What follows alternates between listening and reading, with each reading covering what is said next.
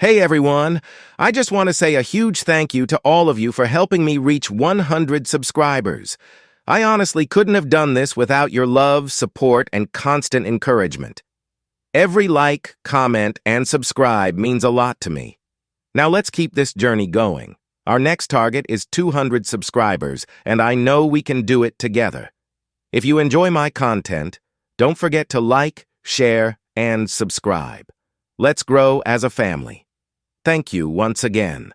3 brothers die and wake up as children again. Ace, Sabo, and Luffy are given a second chance at life, but it comes at a cost.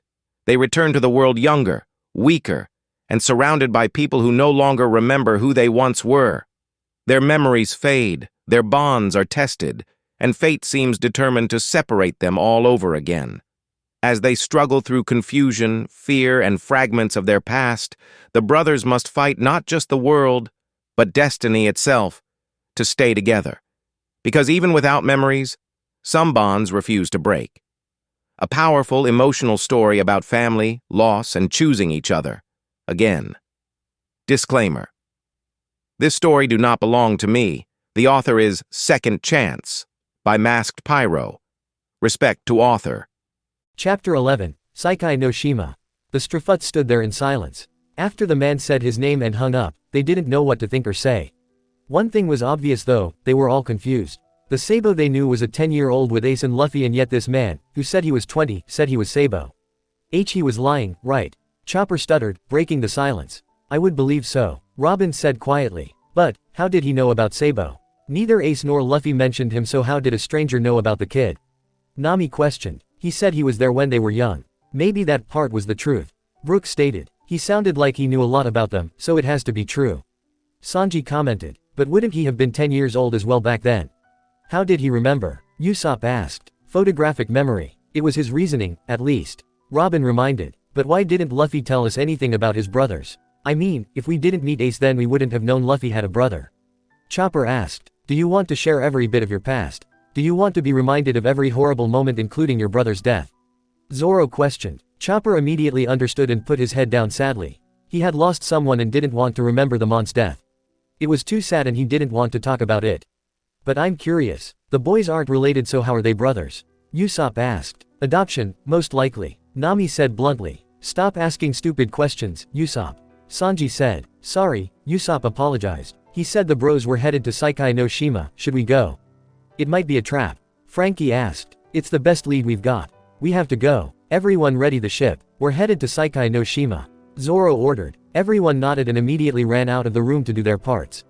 XXX. After hearing the shout of a new island, Vista smiled and headed back to the infirmary with the 2 cups of freshly brewed coffee.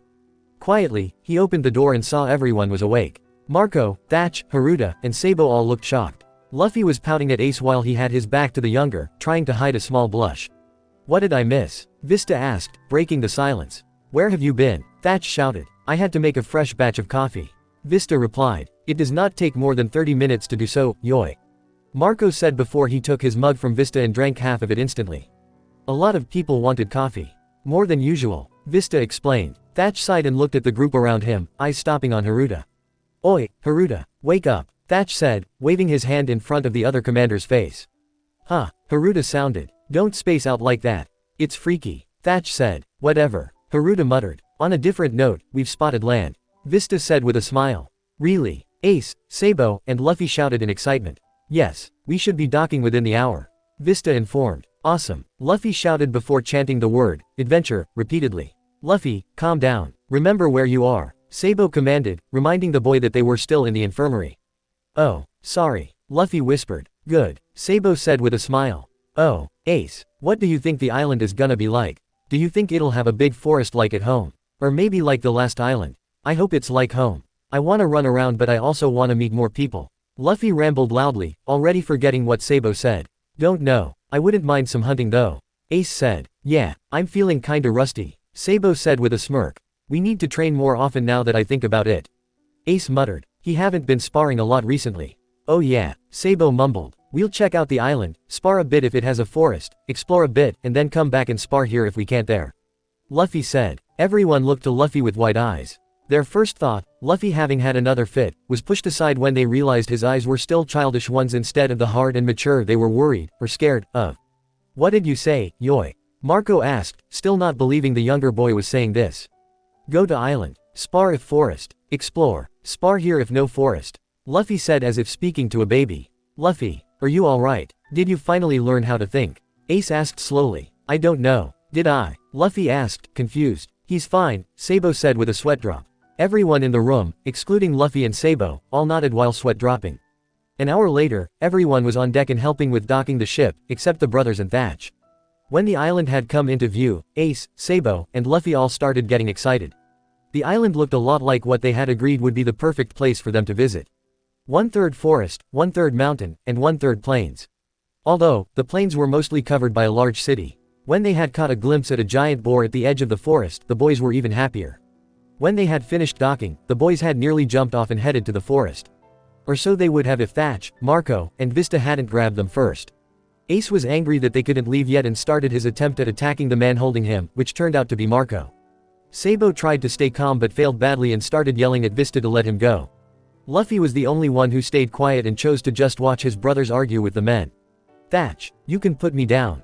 I won't run, Luffy whispered, loud enough for only the man holding him to hear. Promise? Thatch questioned quietly. Luffy nodded. I don't want to hurt you more. What do you mean? Thatch asked. Your back still hurts, right? And I'm sure I'm heavy. I don't want my friends to be in pain because of me. Luffy explained. You're a good kid, Luffy. Thatch whispered as he put the boy down, making sure to hold Luffy's hand in case the boy tried to make a run for it. Luffy and Thatch watched quietly as Ace and Sabo kept yelling at Marco and Vista to let go of them. Eventually the boys started using their pipes as weapons against the men holding them. Neither of the boys looked like they would be winning anytime soon. After some time, Luffy got bored of watching his brothers arguing and instead focused on the sweet scent that filled his senses. Hey Thatch, Luffy asked, looking up at said man. Yeah, Thatch asked, looking at Luffy. I smell cookies, can we go get some? Luffy asked. Sure, lead the way little buddy. Thatch said with a smile. Luffy smiled and, much to Thatch's surprise, walked slowly off the ship. Thatch had been expecting the boy to sprint away and force Thatch to run after him. But then he remembered what Luffy said. Had his injury really affected the boy this much? After some time, Luffy and Thatch had made it to the small bakery in the city. The woman that owned the shop had been kind enough to let Luffy try one of her fresh baked cookies for free. Luffy thanked the woman before breaking the cookie in two and giving half to Thatch. Both of the boys were amazed at the taste and had asked for more. In the end, they got 2 boxes of cookies for only half the price. After they got their treats, Luffy and Thatch decided to look around the city. Thatch had stopped at a few shops to pick up either the finest ingredients or a few additions to his arsenal of cooking supplies. Luffy didn't mind stopping. In his mind, the better the ingredients and utensils, the better the food. Soon though, they had to return to the ship and drop off what they got. It wasn't much, but Luffy didn't allow Thatch to carry too much and Luffy was unable to carry a lot due to his size. When they returned to the Moby Dick, they saw Ace and Sabo finally on their feet, but still fuming about what happened. When Thatch and Luffy returned to the deck, they saw Ace, Sabo, and Marco waiting for them. Quickly, the group of 5 left the ship and went looking around the rest of the city. After a half hour of random shopping, the smell of fresh bread was in the air. They followed the smell and found the same baker as before. Luffy and Thatch smiled at this while the other 3 looked confused. When they entered the shop, the woman smiled to them and welcomed them again. While talking with the baker, everyone had gotten some free samples of breads, cookies, brownies, cakes, or donuts. The samples were small but still held an amazing amount of flavor. After Ace and Sabo started saying how great everything was, the woman giggled. It took a few minutes, but eventually Ace and Sabo made up their minds as to what they each wanted most. After taking their orders and giving the group what they wanted, the woman gave them most of their orders for free. Thatch and Marco were shocked by this. They felt as if they had just stolen all of this woman's goods. When the 2 grown men asked if it was alright to pay so little for so much, the woman told them she was fine with it. All because she liked the boys so much. In return, Marco gave the woman a large tip since she wouldn't take any money otherwise. The baker was shocked by the amount, even saying it was enough to pay for her house and shop for a few months. Marco just smiled and told her there would most likely be more of the crew there later. She thanked him for the service before the group left. Soon enough, they were back at the ship with another load of baked goods. Yo, quick pause, smash that like button, hit subscribe if you're new here, share this video, and tell me in the comments which part you're loving the most. When some of the crew asked them about why there were so many boxes from a bakery, Marco just told them the address to the bakery and to say they knew each other. After looking at the captain curiously, the crew shrugged it off and went where Marco had said. After some time, the boxes of baked goods were put away. Ace and Sabo had written their names on their boxes so nobody else would take their goods. Luffy couldn't help but laugh at how possessive his brothers were being when it came to donut holes and mini brownies. After eating a proper, non-sweets-based lunch, the group went back out to look around the island. Their main goal was to find a good place for the boys to spar. Instead they were caught up with fighting the large animals that inhabited the forest. When the three boys saw the actual size of the boars, they were pretty upset. The animals were big, but not as big as back home.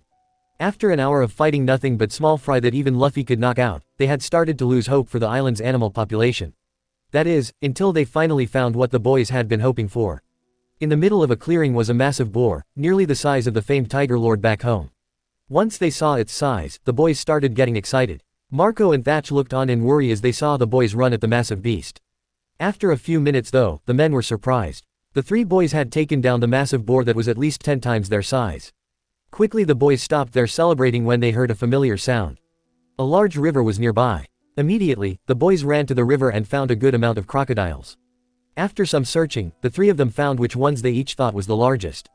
There were 3 that tied. After a few moments, all the smaller crocs were out cold.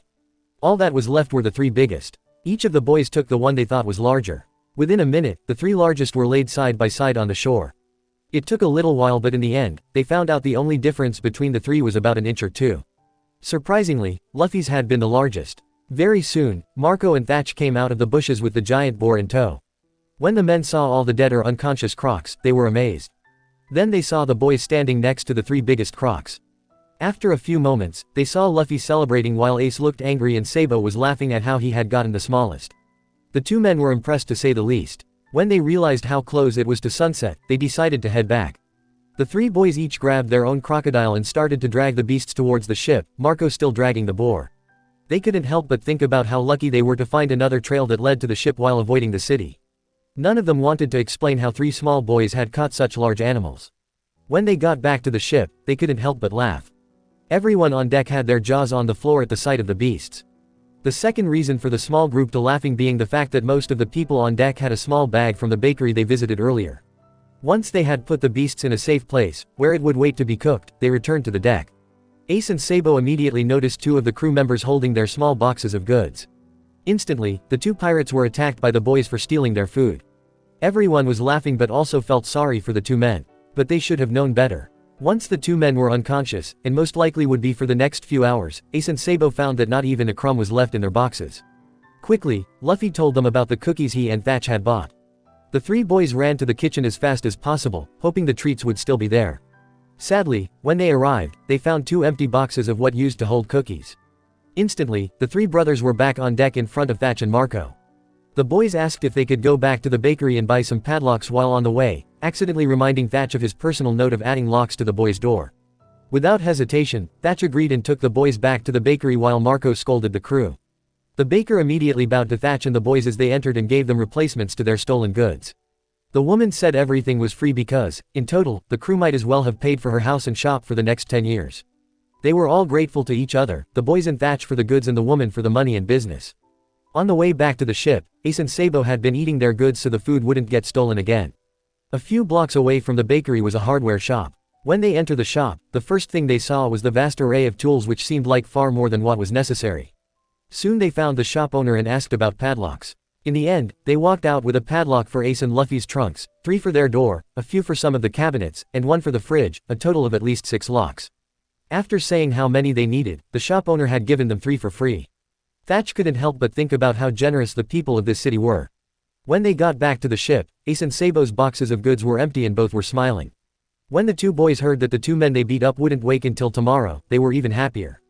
As soon as he stepped foot onto the ship, Thatch had went straight to the kitchen and started hooking the padlocks onto the fridge and a few cupboards that he'd put his most important and favorite ingredients and spices in. Next he put the padlocks on the door that led to the boys' room. The last 2 locks were ones the Ace and Luffy had picked out. He put the chosen lock on the correct trunk. Ace's lock was a black antique with a red A in the center on both sides while Luffy's lock was an antique bronze with a skull and crossbones on it. Sabo chose not to get a lock since he was happy with the one that was already there. After putting the locks on, Thatch put a little tag on the correct key, saying which lock it went to, then put the keys in the top drawer of Sabo's desk. With nowhere to go, the three brothers went to the dining hall and waited for their board to be turned into dinner. After some time, the silence became awkward. When we were in town, Luffy muttered, breaking the silence almost as soon as it became uncomfortable. You noticed it too? Ace asked. Noticed what, Yoy? Marco asked, causing the boys to look at him and notice Thatch next to him. When we were in town, I noticed we were being watched. I didn't see who or from where, but I could feel it. Sabo informed. It felt like I was prey and a beast was hunting me. It felt so weird, Ace muttered. It could have been the people. We aren't exactly the most casual or well-hidden people. We are famous pirates after all. Thatch commented. That's not what it felt like though. I know what it's like to have people stare at you like you were a freak. This wasn't like that though, it felt almost like someone was following and hunting us. It was almost scarier than being in between the giant bear and Tiger Lord, Luffy muttered. Exactly. Ace and Sabo said in unison. Ease up. Have something to eat when dinner's ready, then go to bed. We'll figure it out tomorrow. No need to worry. Remember your family's here, Thatch said with a smirk. Okay, thanks, Luffy said with a smile while his brothers nodded and smiled. XXX. On top of a large building, a man stood and stared in the direction of the giant ship with the whale figurehead. His navy blue tailcoat swaying gently in the breeze as his black top hat slowly began to fall off his head. Gently, he grabbed the edge of the old and burnt top hat, pulling it down and onto his head more, stopping it just above his dark blue eyes. So you made it, a voice said from behind him. The man turned around and looked at the owner of the voice.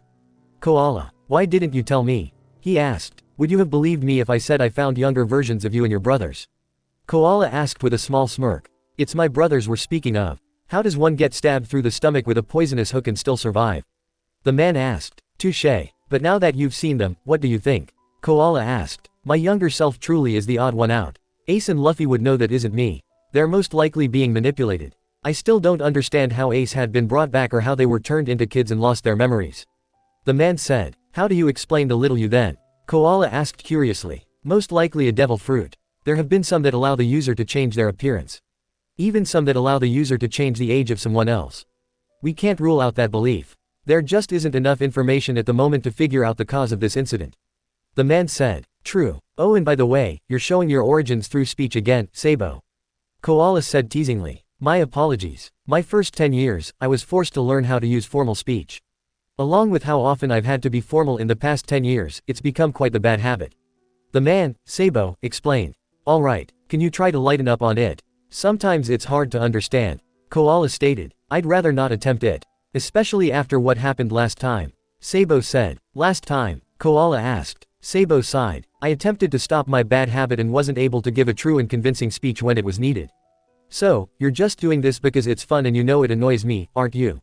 Koala questioned. Indeed. Very smart, mademoiselle, Sabo said with a playful bow. Stop it, Koala said with a smile. Shouldn't you be more focused on your brothers and doppelganger rather than teasing me?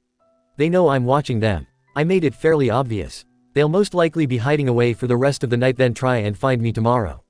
Sabo stated. And, Koala asked. We'll see then. Just you wait, Sabo said with a smirk. Just you wait. Chapter 12, Sabo. When dinner was finished cooking, the entire Whitebeard crew had gone to the dining hall. Within seconds of the people flooding in through the doors, the conversation started back up.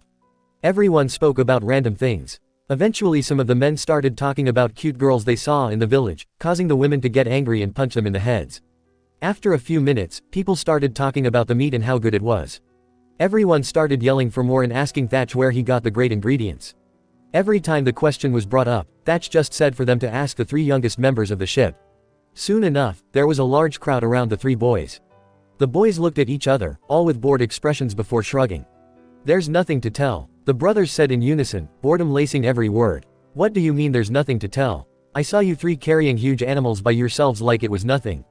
A crewman shouted. Yeah, they were weak. Back home, we fought crocodiles at least twice that size every day.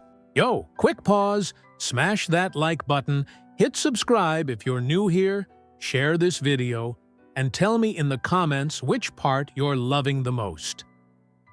Luffy stated before taking another bite out of his meat. Seriously, most the crew yelled, excluding the commanders. Yeah, those things were nothing but small fry. It's actually pretty sad how weak they were. Ace muttered carelessly. You know they're weak if even Lu can take them out. It's saddening really, Sabo said with a small smirk and chuckle. Sabo, Luffy whined. That's mean. You know I'm strong. Sure, whatever you say Lu, Sabo muttered quietly as he went back to staring at the table. It actually was pretty sad. They all went down in only a few seconds. Even Lou's went down pretty fast. Ace said. Maybe he's stronger than you think. A crewman said with a smirk, obviously remembering the older Luffy. Yeah right, he couldn't fight to save his life. Ace stated as the man who spoke up was punched in the head by another crewmate. Why'd you punch him? Luffy asked, suddenly appearing next to the man who spoke up and the man that punched him. He had a fly on his head. I was getting it off. The puncher said, slightly nervous. After a few moments of Luffy staring at the man, the boy grinned. Okay, you're really nice. He's so gullible, Sabo muttered quietly to himself, accidentally speaking loud enough for Ace to hear. Sabo, Ace questioned. You aren't acting like yourself. You okay? Huh, oh yeah, just thinking about when we were in town. Sabo stated as he looked at Ace. What happened in town? Vista asked calmly. While we were walking around, we all felt like someone was following us. Almost like they were hunting us. It's hard to stop thinking about it. Ace said. If it's bothering you so much then how about this, Yoi? We go back to town tomorrow and have a few of the crew follow us. If the person follows you again, then the others will catch them, Yoi. Marco suggested. I don't know, it sounds kinda dangerous, Sabo muttered. You don't think we can do it? Haruta asked, faking hurt.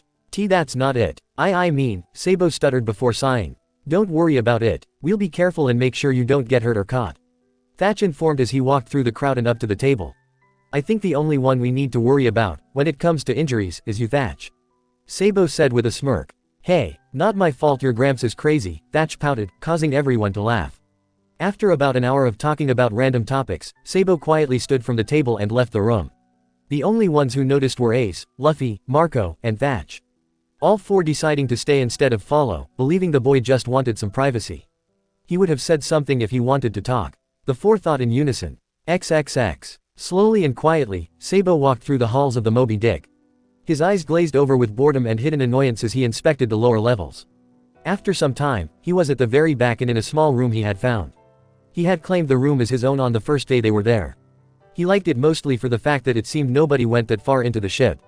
Damn it, Sabo muttered as he entered the small wooden room. Quickly he walked over to the small desk and pulled out a notebook and pen. He sat on the old chair and began flipping through the notebook. After a few moments, he had gotten to the last written page and read it over carefully.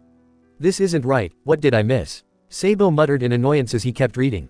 After a few minutes, Sabo threw the notebook at the wall then threw the pen, causing it to stick into the wooden door. Damn it, how is this happening? What is going on? Sabo yelled to himself. There were a few moments of silence before Sabo groaned and opened the door, slamming it angrily as he left the room. XXX. Quickly and quietly, Sabo snuck into the room he shared with his brothers and attempted to get into his bed and sleep. Instead he was stopped when the light suddenly turned on, causing him to freeze.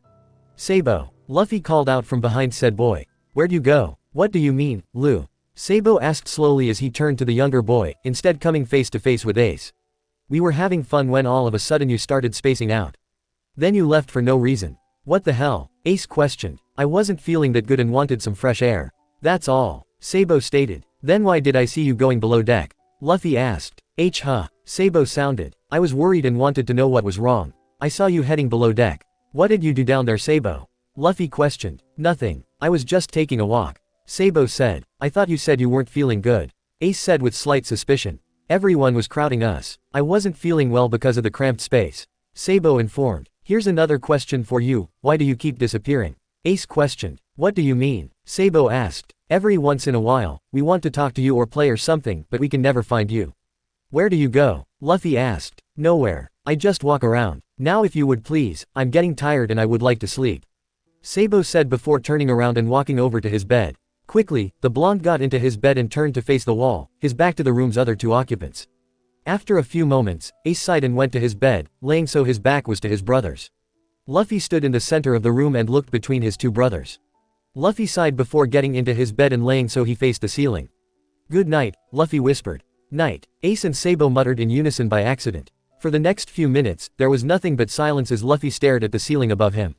Slowly, he fell into the dark abyss known as sleep. XXX. The next morning, the happenings of the night before were nearly forgotten. Quickly, the three boys ran to the dining hall and began their breakfast. When they had finished eating, they ran out to the deck and quickly saw Marco and Thatch smiling at them. Soon enough, the group of five was back on land and walking around the streets.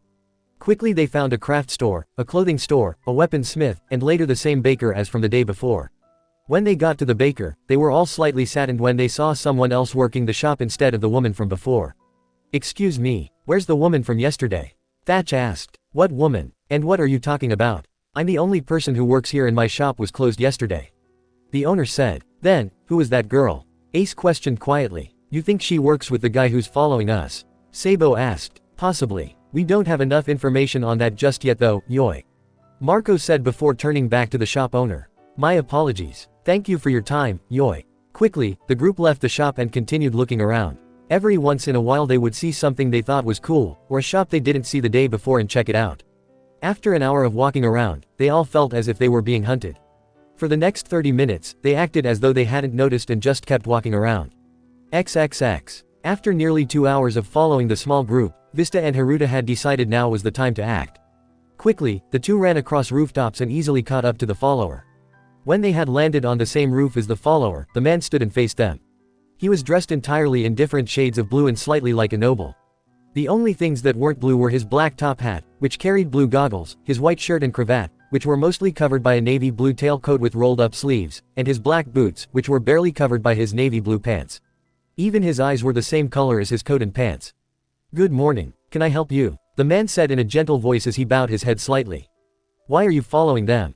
Vista questioned, immediately getting to business. Simple. I would like to know a thing or two about them. That is all. The man said with a small smile. What's that supposed to mean? Haruta asked with slight annoyance. The man chuckled. Now, why would I tell you? Excuse me. Haruta questioned with some anger and annoyance. How am I to explain to you what I don't know? It seems impossible to do so, correct? The man asked, genuinely curious. Speak English. Haruta shouted with annoyance. The man sighed. There's something about those boys that is different. I want to know what and how. If I don't know about it, then I can't explain it.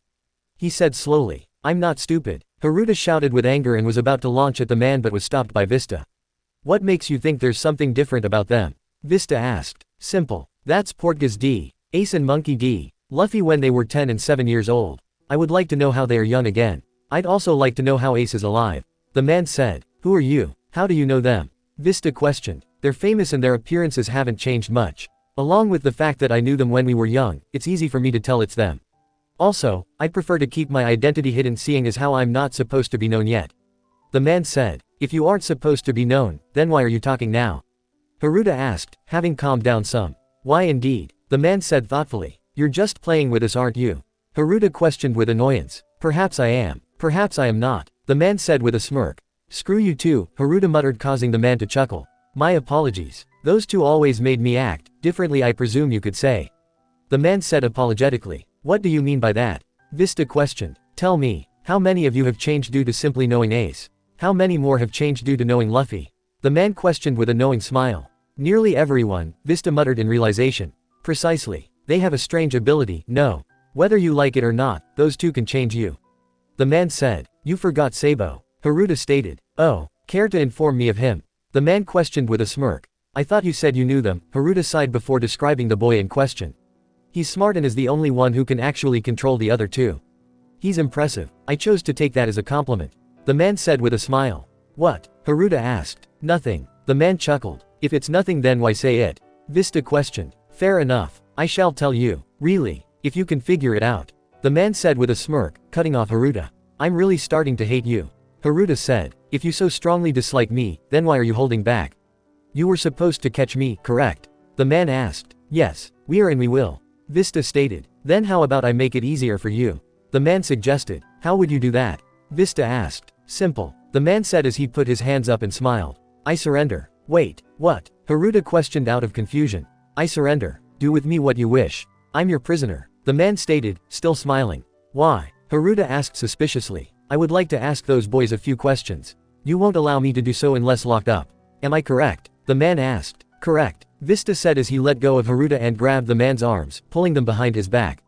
Let's go. As Vista started to head back to the ship with the man, Haruta ran over towards the small group of 5, telling them the follower was captured. XXX. When he got to the ship, the man was put in a cell at the bottom of the ship. He sat in his little cell quietly and peacefully. After a few minutes, he started getting bored and chose to inspect the bars. He had to admit, he was impressed with how thick the kairoseki was.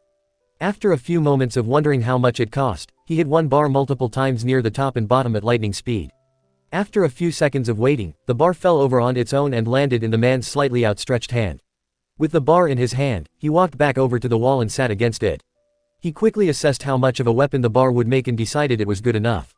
For a little while, the man did nothing but play with the bar, either spinning it or tossing it in the air and catching it. Soon enough he heard light footsteps and smirked when he realized who it was. "So, you finally show yourself," the man said. "What are you doing here?" The visitor questioned. "I just wanted to talk to my brothers and you." "Is that so bad?" the man asked. "That isn't what I meant," the visitor stated. "Oh," the man sounded curiously as he finally looked at his visitor. "I meant what are you doing in the world of the living, Sabo?" The visitor questioned angrily. "I'm living. Simple as that," the man, Sabo, stated with a smirk. "Although, I must know one thing." "That would be?" the visitor asked. "Who are you and why do you look like me when I was 10? Sabo questioned. "Surely this isn't just a coincidence." "Perceptive. I'm impressed. But how did you find out?" the visitor questioned. "You're supposed to be copying me. Figure it out," Sabo said with a smirk. Chapter 13, Conversations. XXX. Previously. "Who are you and why do you look like me when I was 10? Surely this isn't just a coincidence." "Perceptive. I'm impressed. But how did you find out?" "You're supposed to be copying me. Figure it out." XXX. Silence reigned over them as the younger Sabo thought. He had misjudged the intelligence of the man before him and he knew it. As if the man had read his mind, he spoke what the younger had been thinking. "I suppose you already know of your failure." The older man spoke. "I do. I'm sure you already understand your incredible luck." The younger stated. "I've been told multiple times of it. Would you like to add in your 2 cents? The older said with a smirk. "You were shot by a celestial dragon. You should have died." The younger shouted. "Technically, the first shot hit my boat and the second I dodged just in time to have it barely graze my arm." The older said as he lifted his sleeve to show a few burn marks and a well-sized scar where the shot had hit. "If not by the bullet then the fire should have killed you." The younger shouted with anger. "While dodging, I had run into a few more flames, causing the burn on my face, and happened to stumble into the water. Before you suggest death by drowning, Dragon saw me fall in and came after me. He saved my life and I owe it to him," the older said. The younger stared at the older in pure annoyance before continuing. "How'd you find us? Didn't I tell you to figure it out?" the older said with a playful smile. "Quit screwing with me," the younger said as he punched the bars separating the two, leaving a large dent in a few of the bars. "Purely accident. Dragon was curious as to what this crew was doing and sent one of our agents. She saw you three and called me, instructing me to come to this island," the older stated. "Who?" the younger questioned. "You like questioning me, don't you?" the older asked. "Who?" the younger questioned again. "Why should I tell you?" the older asked with a smirk. "Tell me or else I'll kill your brothers," the younger yelled. "Who?" the older asked quietly with wide, shock-filled eyes. "Ace and Luffy. By the way, Ace is alive now. He was brought back due to Luffy's wish so he is able to die again. Once I get my wish, I'll kill them. I don't care about them like you do. I'm not you," the younger said menacingly. Immediately, the older was at the bars, glaring at his doppelganger dangerously while nearly shattering the bar in his hand. "Leave them alone or else I'll murder you myself. I don't care what it takes or who you are. If you hurt my brothers in any way, I'll kill you immediately." The older growled. "Overprotective now are we?" the younger teased with a smirk. "My brothers are my life. My reasons for living. I won't let them die so easily," the older informed. "Then tell me one thing. Why did you let Ace die? Why didn't you do anything? Why didn't you try to find Luffy after Ace died? What kind of brother are you for not caring about your brothers? Especially when they're so important to you?" the younger asked evilly. "You don't know anything," the older shouted as the pole in his hand shattered into a million pieces. "Oh, care to explain?" the younger asked with faked shock. "I wanted to be there. I wanted to stop that war. I wanted to save Ace. I wanted to find Luffy and be there with him to calm him down. To at least tell him he isn't alone. I wasn't allowed to though. Dragon wouldn't let me leave. At one point I tried to run away but he caught me. He locked me in my room for a month. When I didn't hear anything about Luffy, I thought both of them were dead and I broke down. This was the first time I was allowed to leave. Had I known they were alive, I easily would have searched for them. So don't you dare say I don't care about my brothers," the older informed. "Oh, poor baby," the younger said with obvious sarcasm. The older sighed as he lowered his head, the brim of his hat covering his eyes. "Let me see them. I just want to talk to them. They don't know you. They won't recognize you. So why do you want to see them so badly?" the younger asked with mild curiosity. "I just want to know they're safe. You say they don't remember my death, correct?" the older asked. "Yes," the younger said hesitantly. "What's the last thing they remember?" the older asked quietly. "Excuse me," the younger asked. "What is the last moment they remember? How much of their memories of our past did they forget?" the older asked, a little louder this time. "Everything from the moments before you left them, all the way to present day. They don't remember you leaving and going back to Goa Kingdom or anything afterwards," the younger stated with a raised brow. "So, only the better memories remain. That's good to know," The older said with a small smile before looking at the younger with narrowed eyes and a serious expression. If I find out you've changed anything more than that or that you've harmed them in any way, there will be nowhere to run. What's with all the hostility? You're the most level-headed out of the three of you and yet you're acting like Ace when he was young and had anger issues. The younger said, don't compare me to a man you don't know. Especially when that man is my past brother. The older warned, first of all, I have your memories of childhood. I know who he is. Secondly, he isn't past any longer. I revived him less than a month after he died. The younger stated, you revived him, how? Are you a devil fruit user? The older questioned, now why would I want to answer that? The younger teased, you came down here to question me I would presume. Now, I believe, all of your questions are out of the way so shouldn't it be my turn? The older asked, fair point, but not one I agree with. The younger stated, if I may I ask, which part? Are you not finished questioning me? Or is it you just don't want to give me answers? The older questioned, I've gotten all I need to know from you. I just prefer not to answer. Now if you'll excuse me. My brothers will be worried about me. The younger said with a smirk before leaving. XXX. Once the younger Sabo had left, the older let out a sigh and sat against the wall. He stared at the ground in thought, going over the previous conversation in his mind. Soon enough, he heard footsteps leading to his cell. At first, there were no words or any sense of conversation but after some time, Sabo finally looked up. At first he was confused as to why the man was there but he chose not to dwell on it for too long. 1st Division Commander, turned Captain, Marco the Phoenix. How are you these days? Sabo asked calmly. What was that conversation about, Yoi? Marco asked, getting straight to his point. You overheard. I must say, I'm surprised I didn't find you sooner. How much of it did you hear exactly? Sabo questioned. All of it. Care to explain it to me, Yoi? Marco asked. You wouldn't believe me. You care about them too much to agree with someone who would say otherwise of the boys. Sabo stated. I'd be willing to listen at the least, Yoi. Marco said. Fair enough. Ace and Luffy are the real Fire Fist and Strafut turned children. Ace was even brought back to life. At least that's what I could get clearly. Sabo explained. And Sabo? Marco asked. Never died. Sabo stated bluntly. Care to explain him since you know him so well, Yoi? Marco asked. Never died, never turned into a child, like Luffy. That kid is an imposter. Trying to use Ace and Luffy to gain his wish. I don't know how that works or what the wish is, not even who he is. I just know he's not who you think he is. Sabo explained. And you would know that how, Yoi? Marco questioned suspiciously. Because I'm Sabo, Ace and Luffy's brother. I never died, obviously, and I'm still 20. To put it simply, he made a mistake. Sabo explained. How so? Marco asked, choosing to question the familial bonds later on. He thought I actually died and thought he could replace me. He found out too late that I was alive. I don't understand why he needed to copy me though, Sabo stated. Understandable. That story of how you survived an attack like that, was it true, Yoi? Marco questioned. I was lucky. If it hadn't have happened, I would have died if I had gone out to sea by myself. I'm glad it happened, although I could do without the scars. Sabo said with a small chuckle as he nervously scratched the burn scar on his cheek. How old were you, Yoi? Marco asked. 10 years old. Sabo answered, somewhat sadly. Do you know what you were attacked for, Yoi? What reasons? Marco questioned. I sailed my boat in front of his ship while waving a black flag. He didn't even care that I was a kid. Not surprising now that I think about it. Sabo stated. Not surprising. Although that doesn't make it right, Yoi. Those bastards believe themselves to be higher beings when in actuality they are lower than any pirate. Marco practically growled. Very true, I must say. Sabo commented. To return to the main topic, what would be the complete reason as to why you were following them, Yoi? Marco asked after taking a calming breath. I heard there was something I needed to see. When I saw them I started questioning many things. At first, I thought they were just lookalikes, but that theory came to a halt when I heard their names and saw how they reacted to certain things. After that, I just wanted to know what kind of sick joke this was. My older brother died and then my younger brother was believed to have died as well. I wanted to know who it was that came up with that idea just so I could take some of my anger out on them, but with what I was just told, Ace is alive as a 10-year-old while Luffy is 7 again. I just want to figure out how to give them their memories back along with their age. I can't let them stay like that any longer.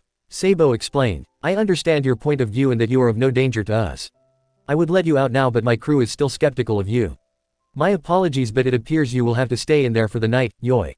Marco said apologetically. I understand. I'd much rather be in this cell rather than be attacked by Ace's family. Although I must say this is a fairly horrible first impression. Sabo said with a small chuckle. I would assume so, Yoi. I shall see you in the morning. Thatch will most likely stop by to give you something to eat, Yoi. Marco stated. Thank you. Sabo said silently before turning away and going back into his thoughts. Chapter 14. Anger and a so-called betrayal. As the sun rose, so did the crew of the Moby Dick. The morning was usual. As soon as breakfast began cooking, the 3 youngest boys had woken up and raced to the dining hall. Immediately, the boys were at the counter and watching the chefs cook all the various foods. Every once in a while, a chef would secretly sneak the boys a little taste of what they were cooking. When the chefs had deemed most of the food ready, they asked the boys to ring the bell, announcing it was time to eat. Luffy had immediately stood from his spot and ran to the bell, ringing it happily when he got there. During their time on the ship, Luffy was the one to ring the bell. He had found it entertaining and had rang it loud enough that people within a mile or so of the bell could hear it. Soon enough, the crewmen, and women, started entering the hall and smiling when they smelled the food or saw the boys. Slowly, everyone faded into a single file line so they could get breakfast. After about a half hour, the 3 youngest boys had finally gotten their food. The boys had agreed they would be the last in line during every meal, seeing as how they weren't as hungry considering they had been given snacks while the chefs were cooking. That was Sabo's mindset at least. Ace and Luffy had considered it as, they got everything that was left over, which was a good amount of food. After an hour of eating and talking with each other, the crew finally remembered their prisoner. Just as Thatch was about to leave the room with their prisoner's food, Luffy had stretched his arm to grab it.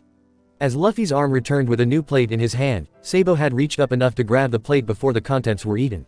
"This is for the prisoner, right?" Sabo asked as he turned to the head chef. "Yeah, why?" Thatch asked curiously. "I'll take it to him if you want." Sabo volunteered. "Are you sure? He was stalking you 3 and now you want to talk to him?"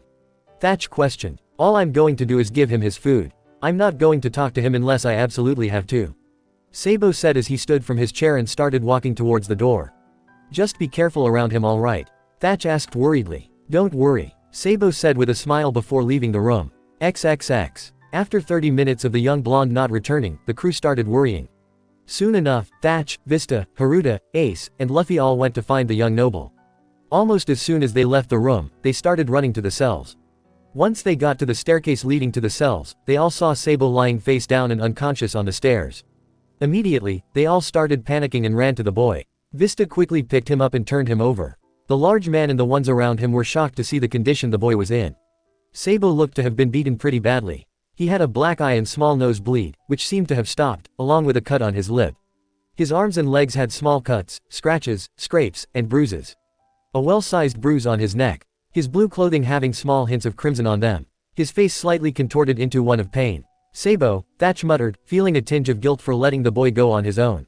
Slowly and weakly, the mentioned boy opened his eyes and looked at the people around him. Once his eyes landed on the worried looks of his brothers, he gave a small smile. "What happened?" Ace muttered in shock. Sabo slowly and carefully shook his head, attempting to tell his brother it was nothing. The look in his eyes betrayed the motion, however. He stopped shaking his head when he was facing the cells, his eyes watching as if scared something will come after him. "Was it him, the prisoner?" Haruta questioned. Sabo looked at her for a second before slowly nodding. Instantly, the group was angry. No, not angry. They were furious, even Luffy had been angry. With or without knowing, they were all glaring towards the cells. They were all so busy glaring, that they all failed to realize someone was walking down the stairs towards them. "What are you doing, Yoi?" Marco questioned, startling them all. "Marco," Thatch exclaimed as he ran up to said man. "The prisoner attacked Sabo. We found him unconscious on the stairs." Marco was quiet as he stared at the young blonde in Vista's arms. Slowly, he walked closer to the large man and took the 10-year-old from his arms. Now carrying Sabo, Marco continued walking down the stairs. "Marco, where are you going? He needs help," Haruta shouted to the older blonde. Marco ignored the protests and continued walking. He looked down at the noble in his arms and noticed shock, confusion, and slight anger in the boy's eyes. He allowed a small smirk to grace his lips, confusing the boy further. Once they were at the bottom of the stairs, Marco turned to the cell and allowed his smirk to grow if only a little. "Sabo, how do you feel, Yoi?" "Could be better. I have to admit I'm pretty hungry though. Damn brat showed me the food then threw it out the porthole," the prisoner said while playing with a piece of pipe, muttering the last part as he glared at said porthole. "I see. Remind me to bring something down later, Yoi," Marco said thoughtfully. "Marco, what are you talking about? And why did you call that bastard, Sabo?" Haruta questioned. "Hey," the prisoner sounded, his head snapping back to his visitors. "Because he is Sabo, Yoi," Marco stated simply. Suddenly, the smaller Sabo's eyes widened in realization. He stared at Marco with shock covering his beaten features. Marco couldn't help the amused smirk that crossed his lips as he saw a flash of anger cross the boy's features. "Liar," Luffy shouted. "There's only one Sabo. Don't you dare try and say that man who beat up our brother is Sabo." Ace yelled at Marco. "Ace, Lu," the prisoner muttered in shock before letting it set in. "Wait, beat up? I didn't beat up anyone." Then explain his injuries, Vista shouted, pointing at the small boy in Marco's arms. The prisoner simply pointed to the pieces of blood-covered metal near the bars, far from him. I'll admit, he may have pissed me off last night and I may have broken a bar or two, but he's the one who used the pieces to wound himself. Do you know how weird that is? What? The fact that you're lying. Haruta growled. Now, no need to growl. First of all, I'm not lying. He picked up the pieces and started cutting and bruising himself. Secondly, the weird part of it all is watching you destroy your own body. I mean, it was like an out-of-body experience. Kinda like a ghost possessed my 10-year-old body and forced me to wound myself. So strange, the prisoner said, voice fading off into thought towards the end. Don't talk like that. You aren't Sabo. You aren't our brother. You're just some weird-ass stalker. Ace shouted angrily. Instantly, the prisoner's eyes widened in shock, sadness, and fear before he pulled his hat down to hide his eyes. Everyone had seen the emotions though. The prisoner was even shaking slightly. You don't mean that, the prisoner muttered, his voice shaking slightly. Ace would never say that to one of his brothers, maybe with Lou at first but not now, not to me. Stop calling him that. You don't know Luffy, so stop calling him Lou. Only Sabo and I can call him that. Ace yelled, getting angrier by the minute. The man was silent as he fell back to lay on the floor, not caring much about the pain from the fall and just focusing on the boys. Lou, I know you want to say something, just say it.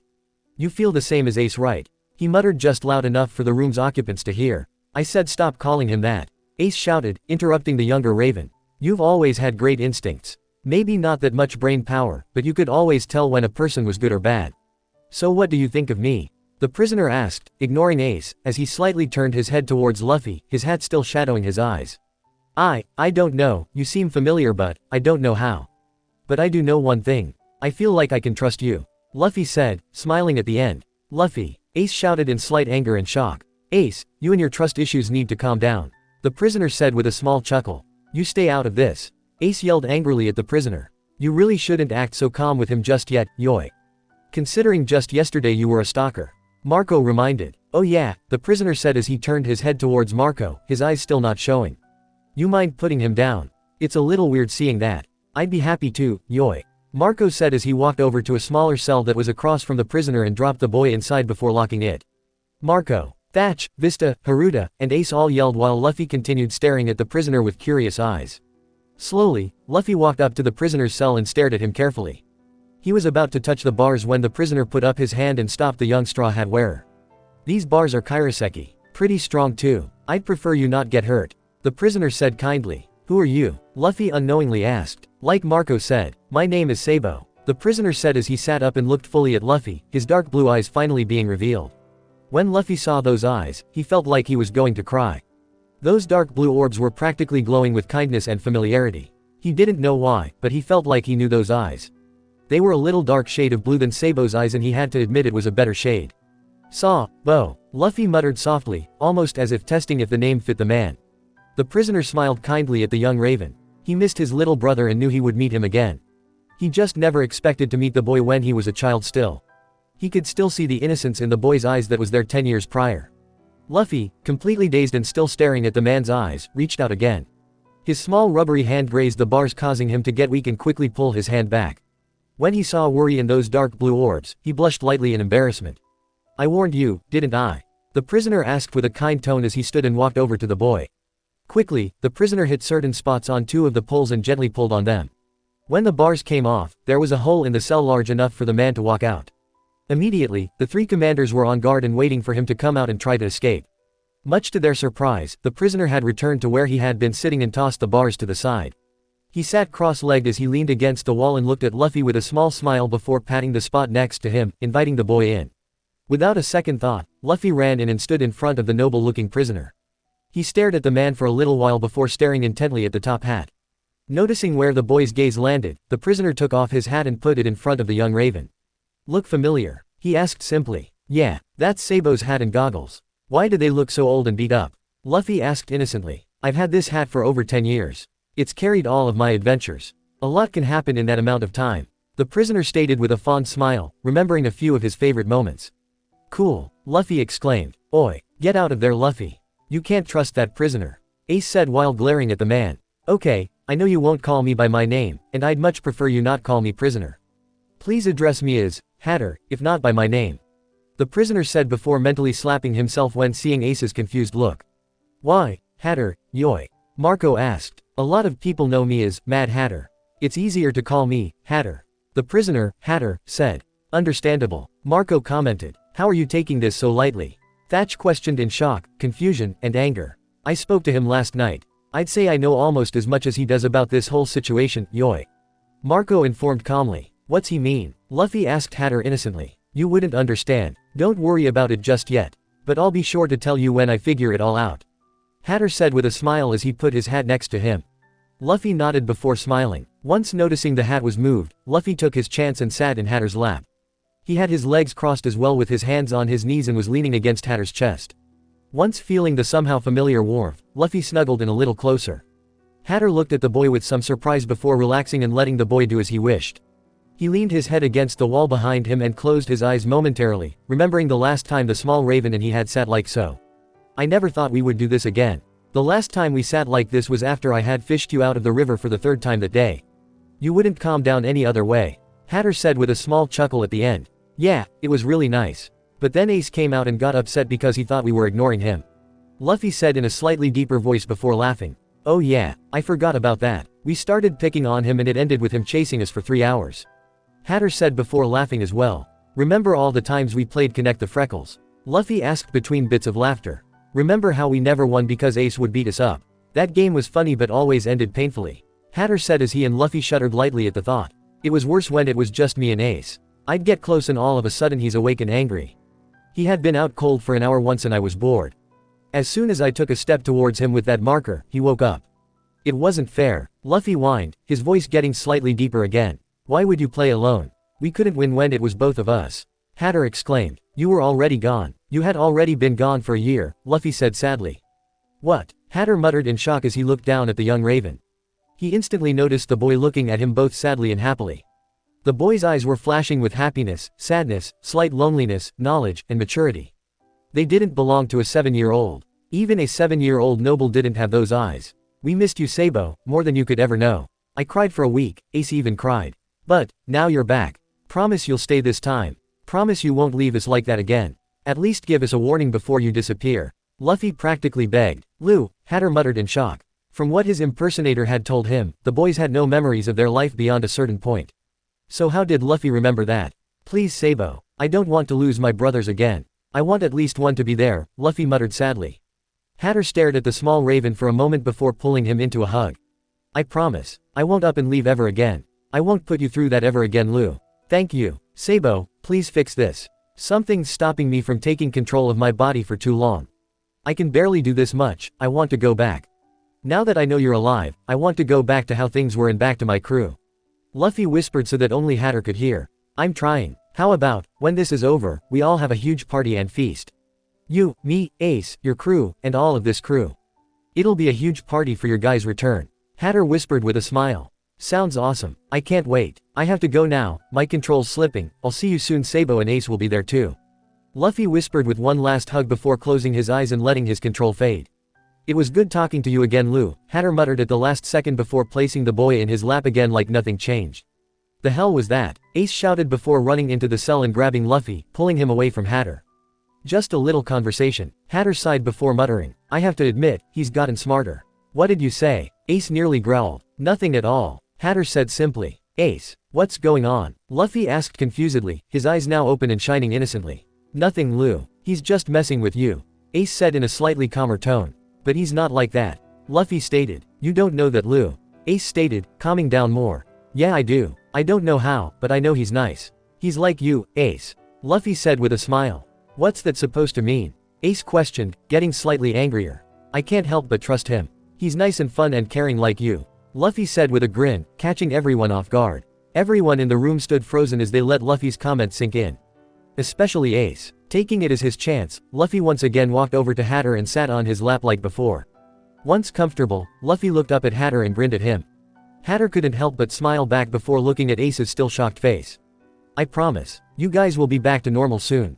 I'll take care of it. Disclaimer: this story do not belong to me. The author is Second Chance by MaskedPyro. Chapter 15, The Test. Previously. I can't help but trust him. He's nice and fun and caring like you, Luffy said with a grin, catching everyone off guard. Everyone in the room stood frozen as they let Luffy's comment sink in. especially Ace. Taking it as his chance, Luffy once again walked over to Hatter and sat on his lap like before. Once comfortable, Luffy looked up at Hatter and grinned at him. Hatter couldn't help but smile back before looking at Ace's still shocked face.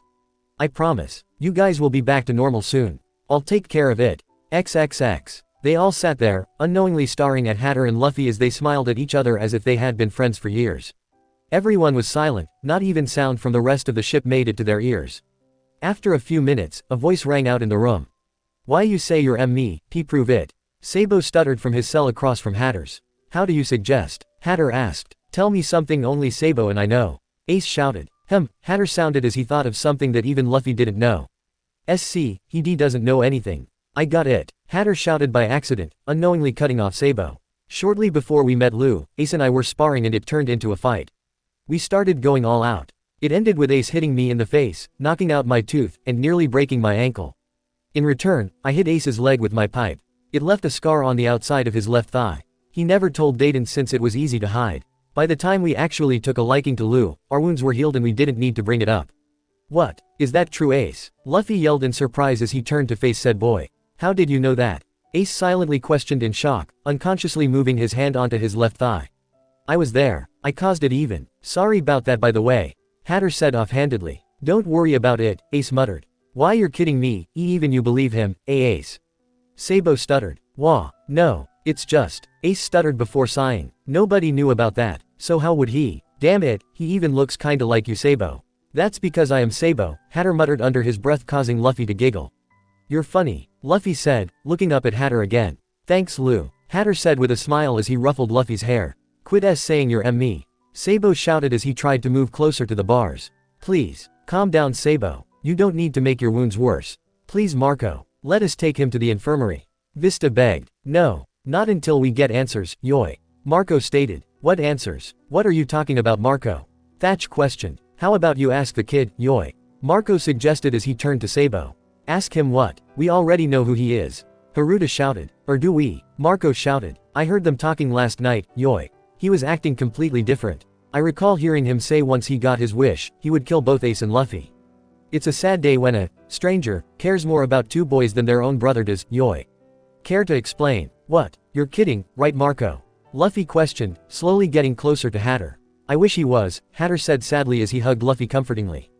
But I promise you I won't let anybody hurt either of you.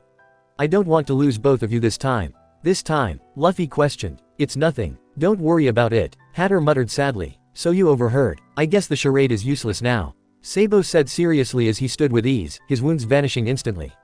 Sabo. Vista muttered. Goddamn son of a bitch. Ace shouted in a slightly deeper voice as he ran at Sabo's cell. You're damn lucky there's bars between us. Otherwise, I'd murder you with my bare hands for copying my brother. Nobody, and I mean nobody, screws with my family. Ace, stop this, Haruta shouted. You'd do the exact same thing if you saw someone in my body. This is how I last saw my brother and this son of a bitch is pretending to be him. You'd be pissed too if you saw someone pretending to be me. Especially when you saw me die. Especially when the fucker throws you and your memories down the drain just to screw around with you like you're some goddamn plaything. Ace shouted angrily. Ace, Hatter muttered. Sabo, I want you to know, the only reason I'm not destroying these bars and attacking this fucker is because he looks like you. I can't beat up my brothers, you know that more than anyone, so I ask for one thing. Fix all of this. Make them show who they really are so I can kill this bastard. Ace said as he turned towards Hatter with a smirk. Hatter looked at Ace in some shock before showing a grin of his own. Hey, don't go ruling me out just yet. You know, I also wanna punch the kid. Hell I'm sure Lu wants a whack at, I am too. Ace laughed. Now you're talking like yourself. You're probably right. Although I have to admit, Lu would probably try to be friends with him while we try to kill him. Maybe if we told Lu they stole meat. Hatter contemplated. Who stole meat? I'll kill the bastard. That could have been mine. Luffy shouted suddenly. It's almost scary how easily that worked, Ace muttered. You can say that again. Hatter muttered disbelievingly. Let me punch him. I'm gonna kill that bastard. Let me hit him. Luffy shouted in a slightly deeper voice. You're taking this a little too far considering all we said was he stole meat, Hatter mumbled. Wait, he stole meat too. Now I really wanna kill him. Luffy shouted, getting pissed. If you weren't talking about meat, then what were you shouting about? Ace questioned as he walked towards Luffy and Hatter. He's pretending to be Sabo. Nobody's allowed to do that. Nobody's allowed to mess with my friends and family. Luffy shouted. Luffy's back, Ace and Hatter said, each with a smirk of their own. How the hell are you idiots this strong? Sabo shouted. What are you talking about? Thatch questioned with confusion. They're idiots. How do they have this much mental strength? Sabo shouted again. I wouldn't say it's mental strength. Everyone knows Luffy has none of that, but more like willpower. Too stupid to give up, you could say. Hatter stated. I'm ignoring the mental strength part and just taking the willpower part as a compliment. Ace informed. You don't even understand what he said to you, Yoi. Marco questioned. Yes I do. He called me an idiot but then said I was strong. Suck on that, Marco. Ace shouted in triumph. Marco, Hatter, and the 3 division commanders all sighed. That's definitely Ace, Yoi. He wasn't even that stupid as a 10-year-old. Marco commented. You can say that again. The 3 division commanders said in unison. Hey, screw you guys. Ace yelled. Again. How? Sabo muttered. Simple. Our willpower allowed us enough strength to come back for short periods of time. Right now you're weak enough to where we can actually be here. Luffy stated. Holy shit, Hatter muttered. You are Luffy, right? Who's Luffy? The small raven asked as he looked up at Hatter. Hatter stared at his younger brother with shock, fear, and confusion. Ace wasn't in much better shape as he had the same expression only mixed with worry. Even Marco, Thatch, Haruta, and Vista were slightly fearful and confused. The confusion only raised when the small boy in Hatter's lap started laughing. You should see your faces. You actually believed it, Luffy shouted between fits of laughter. Wah, did Luffy just prank us? Luffy, Ace questioned, pure confusion lacing his words. I think so, Hatter muttered in shock. Can we please get back on topic, Yoi? Marco asked, rubbing his temple. Topic was, Ace asked after his remaining shock wore off and Luffy's laughter died. Him, Hatter said, pointing to Sabo. Who the hell are you anyways? A spirit, Sabo stated bluntly. A ghost, huh? What are you doing here? Hatter asked. Simple. I'm a spirit with a wish. I'm given a chance to gain my wish whenever someone who's lost another loved one dies. In this case, Sabo had died and Ace did too. I, disguised as Sabo, came up to him and told him he could be alive again and the 3 of us could be together again. Luffy made the wish for it to happen and I turned back time. Sabo explained with a smirk. What's your wish? And why go through all this, Yoi? Marco questioned. My wish, to live again. Shortly after I died, I was given an offer. Test the newly dead and if I find a group that I believe has failed, I get to live again while they die. In your case, I was to test Ace and Luffy and see how long it took them to realize I wasn't truly Sabo. If it took more than the given amount of time, then they fail and I live. It's all a game really. Sabo explained. But now they know, so that means they pass. Hatter commented. Technically, all they know is that you exist. Ace is still skeptical about you while Luffy likes you. Luffy may have found out who you are, but Ace still isn't fully sure. The rules are for them to find out I'm not Sabo, not that you're alive. The game would have been easier to explain had you not shown up. Sabo said, muttering the last part. Excuse me, how would it have been much different? Hatter questioned. If I hadn't have slipped up then I wouldn't have to be explaining this to anyone. But of course my slip up isn't small. In fact it's massive, Sabo explained. Slip up? Hatter asked confusedly. Yes, I found out all too late, and stupidly chose to ignore one fact. Sabo was still alive but nearly missing to the world. Sabo informed. So now that you've failed, how about you fix everything? Ace questioned with annoyance. How about you shut up and go back to being a kid?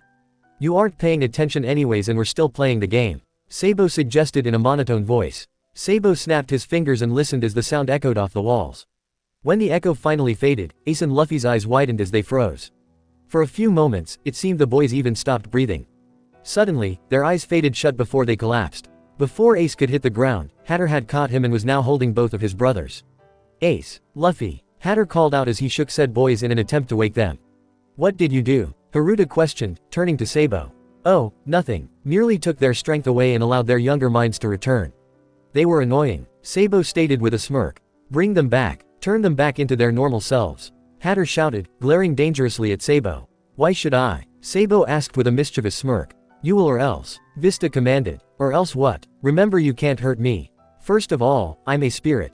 I can't be harmed. Secondly, I want you to know that, this whole test is based entirely off my judgment.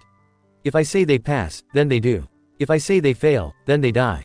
Need I add, if you annoy me further, that changes my opinion as well. So watch what you say and do. Sabo commanded. You bastard, Thatch muttered, somewhat shocked. Watch it, Sabo nearly growled. What do we have to do? How would we turn them back? Hatter questioned slowly, trying to conceal his anger. Easy. Make Ace figure out I'm not really Sabo. I took away his memories of the past few minutes so he still thinks I'm Sabo and you're just some prisoner. Sabo stated. What about Luffy? Hatter asked. Believe it or not, his mind is very complex. I couldn't remove what he knows about you. Luffy may be on your side, but Ace knows he trusts too easily. Ace won't listen to him. Sabo said. Fine, we've done it before, we can do it again. Hatter said quietly, looking down at his unconscious brothers in his arms. Done what exactly? Sabo questioned. Changed Ace's heart. Luffy and I got him to open up when we were younger. We know how to persuade him by now. Hatter stated, determination filling his eyes. Plus we're here, we can help too, Thatch said with a smirk. Ace has been with us long enough that we know how to make him understand. It takes a while usually, but he eventually figures it out, yoi.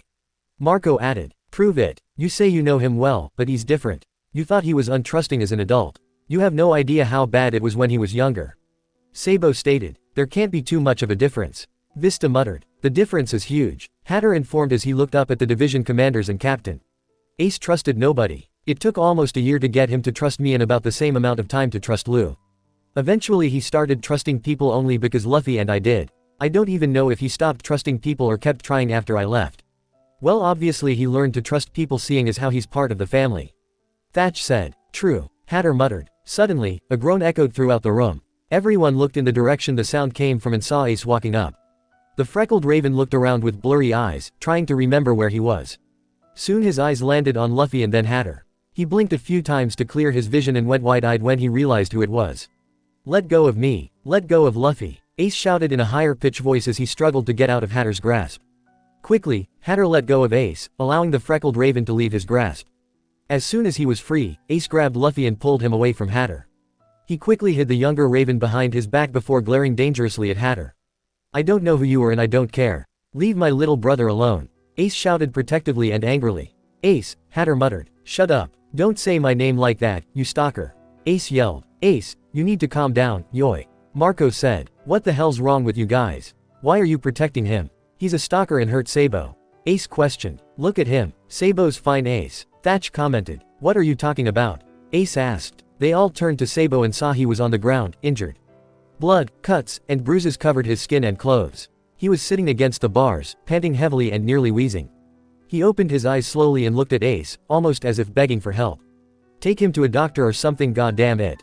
Ace commanded. Ace, what's with all the screaming? Luffy questioned sleepily, rubbing his eyes. Luffy, these people are crazy, crazier than the others, Ace said quietly. What do you mean? They're really nice, Ace. Luffy said with some worry and sadness. Luffy, Ace whispered, turning to said boy. They're supporting the man who hurt Sabo, they aren't helping him. But, Hatter, he said his name was Sabo. Luffy whispered with more worry. He was lying, Luffy. He's trying to trick us. Ace said, slightly annoyed. Why would he? He's nice. Luffy said in slight panic. No he isn't. Ace yelled. Ace, Luffy whispered in shock and fear. Stop it. Both of you. Hatter commanded. You shouldn't be fighting. You're brothers for God's sake. Sabo, Luffy muttered before running over to Hatter and hugging him. Shish, it's okay Luffy. Hatter whispered soothingly as he gently hugged Luffy back. Luffy, get away from him, Sabo called out. No, why are you being so mean to him? He's nice. He wouldn't hurt anyone. Luffy argued. You don't know that Luffy. Ace yelled. Yes I do. I can tell. He wouldn't hurt anyone. Luffy shouted. Luffy, get over here. Right, now. Ace growled angrily. No, Luffy shouted, tightening his grip on Hatter. Stop it. Both of you need to stop fighting right now or else I swear I'll call Garp and make him smack some sense into you himself. Hatter yelled with slight anger and annoyance. Ace and Luffy instantly froze at the thought of their grandfather visiting only to pummel them. After a few moments, Ace snapped out of it and got angry again. You'd love to see that, wouldn't you? Ace questioned Hatter. No I wouldn't. I'd hate to see either of you get hurt. Especially if it's Garp and his fist of love. Hatter said, shuddering at the thought of Garp's so-called love.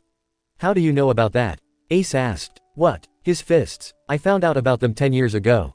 Garp's terrifying and seeing as how he's older, he's most likely stronger as well. I really don't want to run into him when he's serious. I mean, he hit pretty hard when we were just talking about being pirates.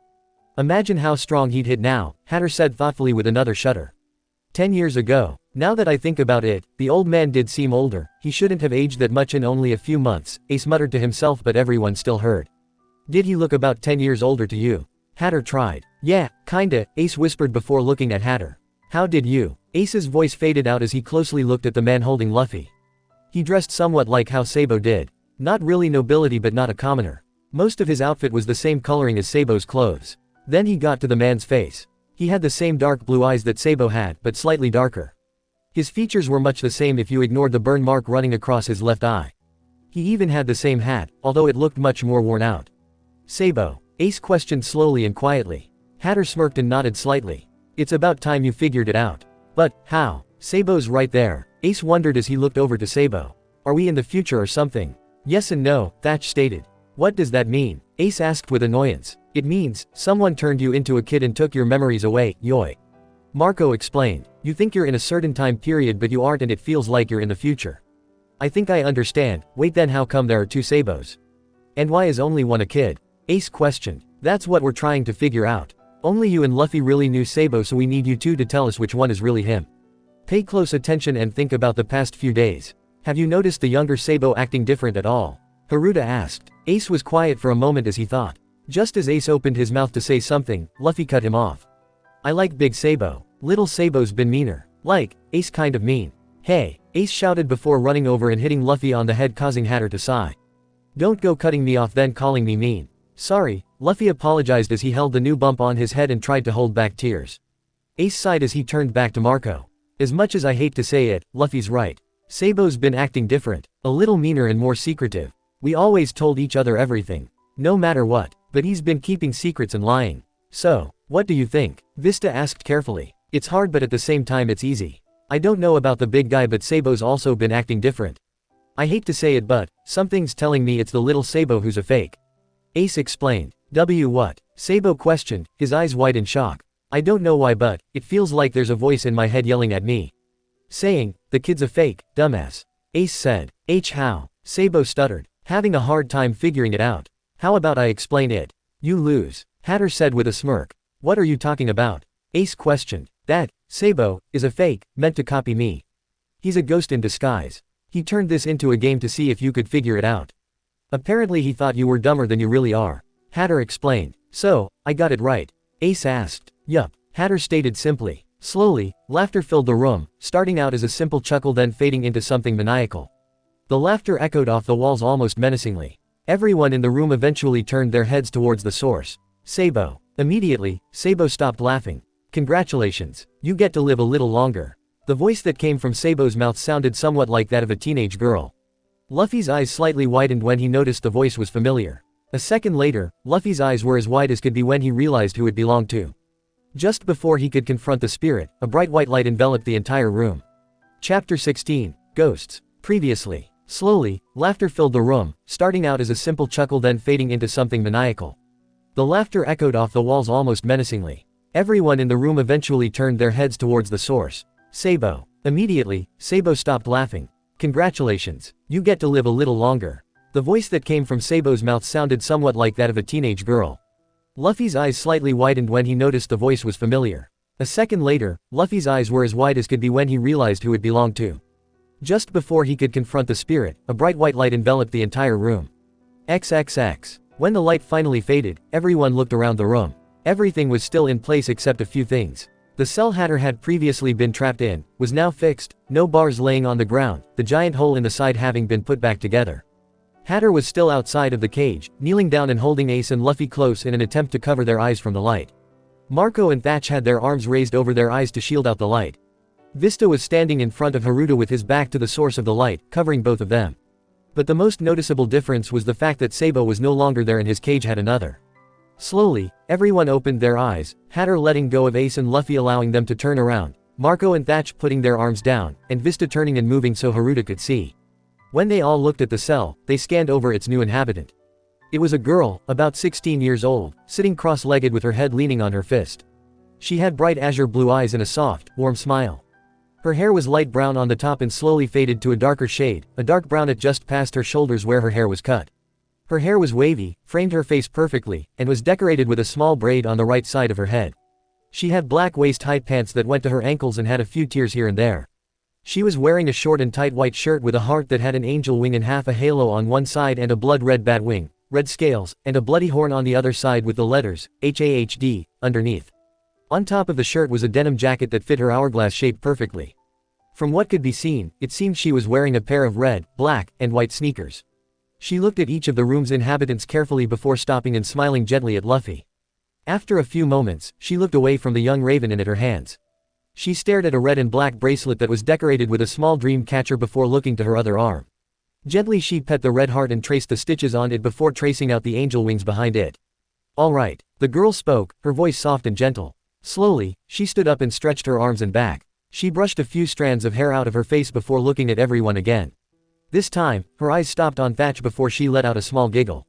Soon enough, everyone was looking at Thatch, who had white eyes and a small red hue crossing his nose and cheeks. Quickly, Marco slapped the back of Thatch's head. Ow! Thatch shouted, turning to Marco. Wipe the drool, yoy. Marco said, slowly shaking his head side to side before pinching the bridge of his nose. The girl giggled again before stretching once more. Ya know, she muttered, catching everyone's attention. I always wished I was born a guy. Now that I've been one, I have to say, not that fun. Who are you? Sabo questioned. There's only one Sabo now, so, Hatter, is Sabo again. My apologies for being so rude. My name is Amelia, Luffy shouted in surprise, cutting the girl off. I'm surprised you remember. The girl, Amelia, said. How could I forget? You saved my life, Luffy exclaimed. What? The three commanders shouted in surprise while Ace, Sabo, and Marco looked at Luffy in shock. It was a dream, Luffy. Amelia said with a small giggle at the end. Care to explain? Sabo asked. I had a nightmare about a month ago. I saw Sabo die and was going to save him when she stopped me. Said it was too dangerous. I beat up the celestial dragon who did it but was attacked by one of his guards with a sword. She shielded me. Then I saw Ace get punched straight through and die in my arms. After that I saw Sabo covered in burns and Ace with a hole in his chest, and they were blaming me and beating me, Luffy explained, looking at the ground with sad and wide eyes as if he were reliving the nightmare. Sabo lifted Luffy's head and looked him in the eyes before speaking softly. Luffy, it's okay. Nothing's your fault. We're perfectly fine. Luffy stared at Sabo for a second before looking at Ace. Ace was standing next to Sabo with a mostly calm expression but worry-filled eyes. Luffy stared at Ace's eyes for a few moments before looking at Sabo again and nodding slightly. Without a second thought, Luffy hugged his brothers tightly and let them go a few moments later. Why did he see you in his dream, yoy? Marco asked, turning back to Amelia. It's a side effect. The one who wished for their family back has to see how the others died and how I died. One scene is usually altered so that my death can look like it actually fit instead of it just being thrown in. Amelia informed. Although, I must say, having Ace and Sabo blame him wasn't my doing. It was his subconscious. In the dream, he was unable to save Sabo, and in real life he was unable to save Ace. He subconsciously started blaming himself. Why do you seem so kind all of a sudden? Didn't you say you'd kill them? Vista questioned. Once I got what I wanted. I didn't get my wish granted, so I won't. I prefer not to harm anyone, but I will if it means getting what I want. I'll lie, cheat, stab, shoot, steal, and kill if it means getting what I wish for. Amelia stated. Is that how you got that? Thatch questioned, pointing to the scar that started at her neck and ended on the part of her stomach that was showing. Amelia looked to where Thatch was pointing and put a hand over the scar on her stomach. Yeah, it was a job. Sneak onto a pirate ship, steal the treasure, and get a cure for my little brother's illness. At least, that's how it was supposed to be. I got half the treasure off the ship, nearly reaching my goal. On my way off the ship with another chest of gold, a few of the men saw me. I threw the gold overboard to get later, and when I turned back to them, they attacked. I would have been cut in half if I didn't move, instead I bled to death. So, you died because of your love for your family. That's actually kinda sad, Haruta muttered. Who is your little brother?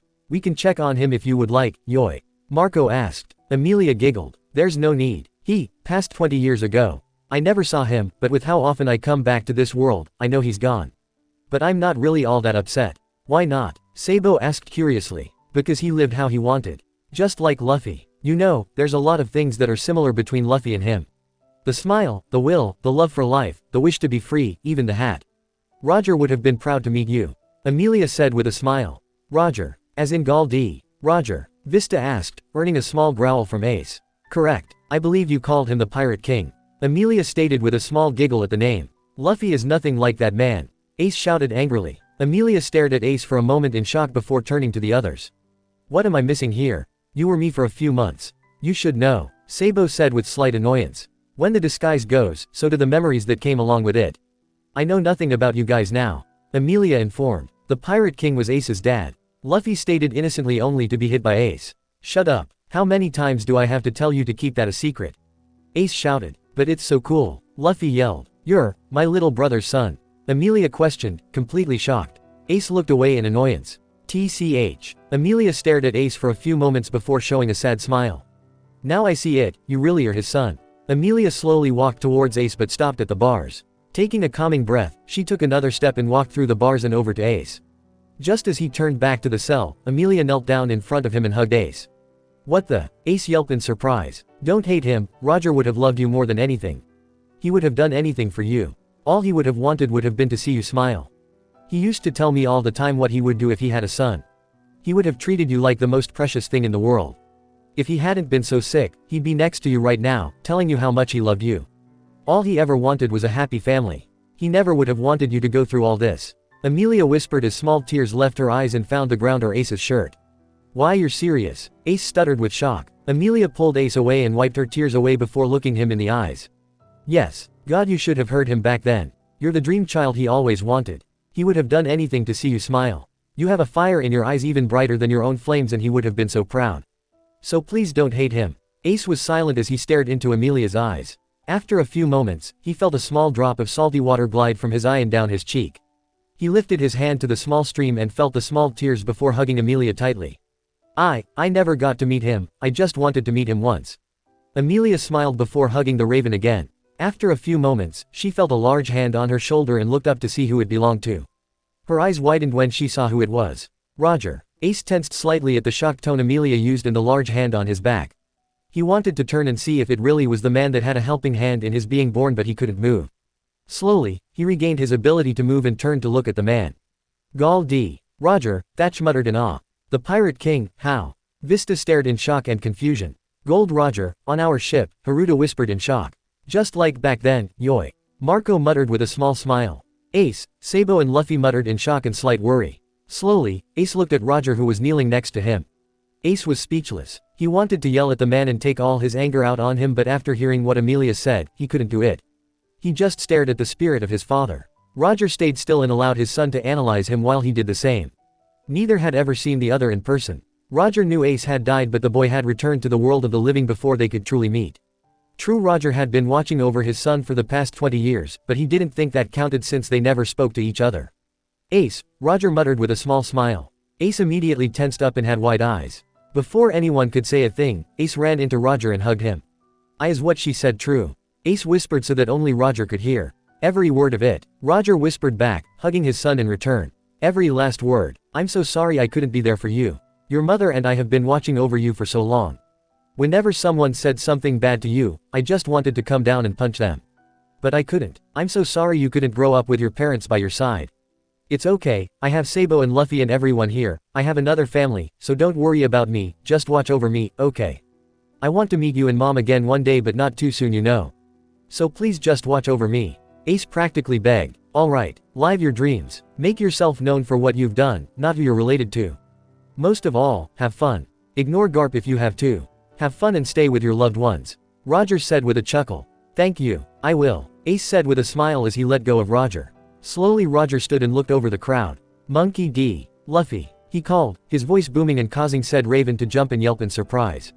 Thank you for saving my son. I've been watching you and Sabo as well, and I must say my son could not have chosen better brothers. Your crew is strong. Make sure it stays that way. Also, that hat looks good on you. Really? Luffy asked. I got it from Shanks. Do you know where he got it from? The Pirate King asked. No. He only said it was his treasure and that he got it from his old captain. Luffy stated. He got that hat from me. Roger smiled. Really? I'm wearing the Pirate King's hat. Awesome. Luffy shouted with pure happiness, a smile of pure joy covering his features as he pulled his hat over his eyes.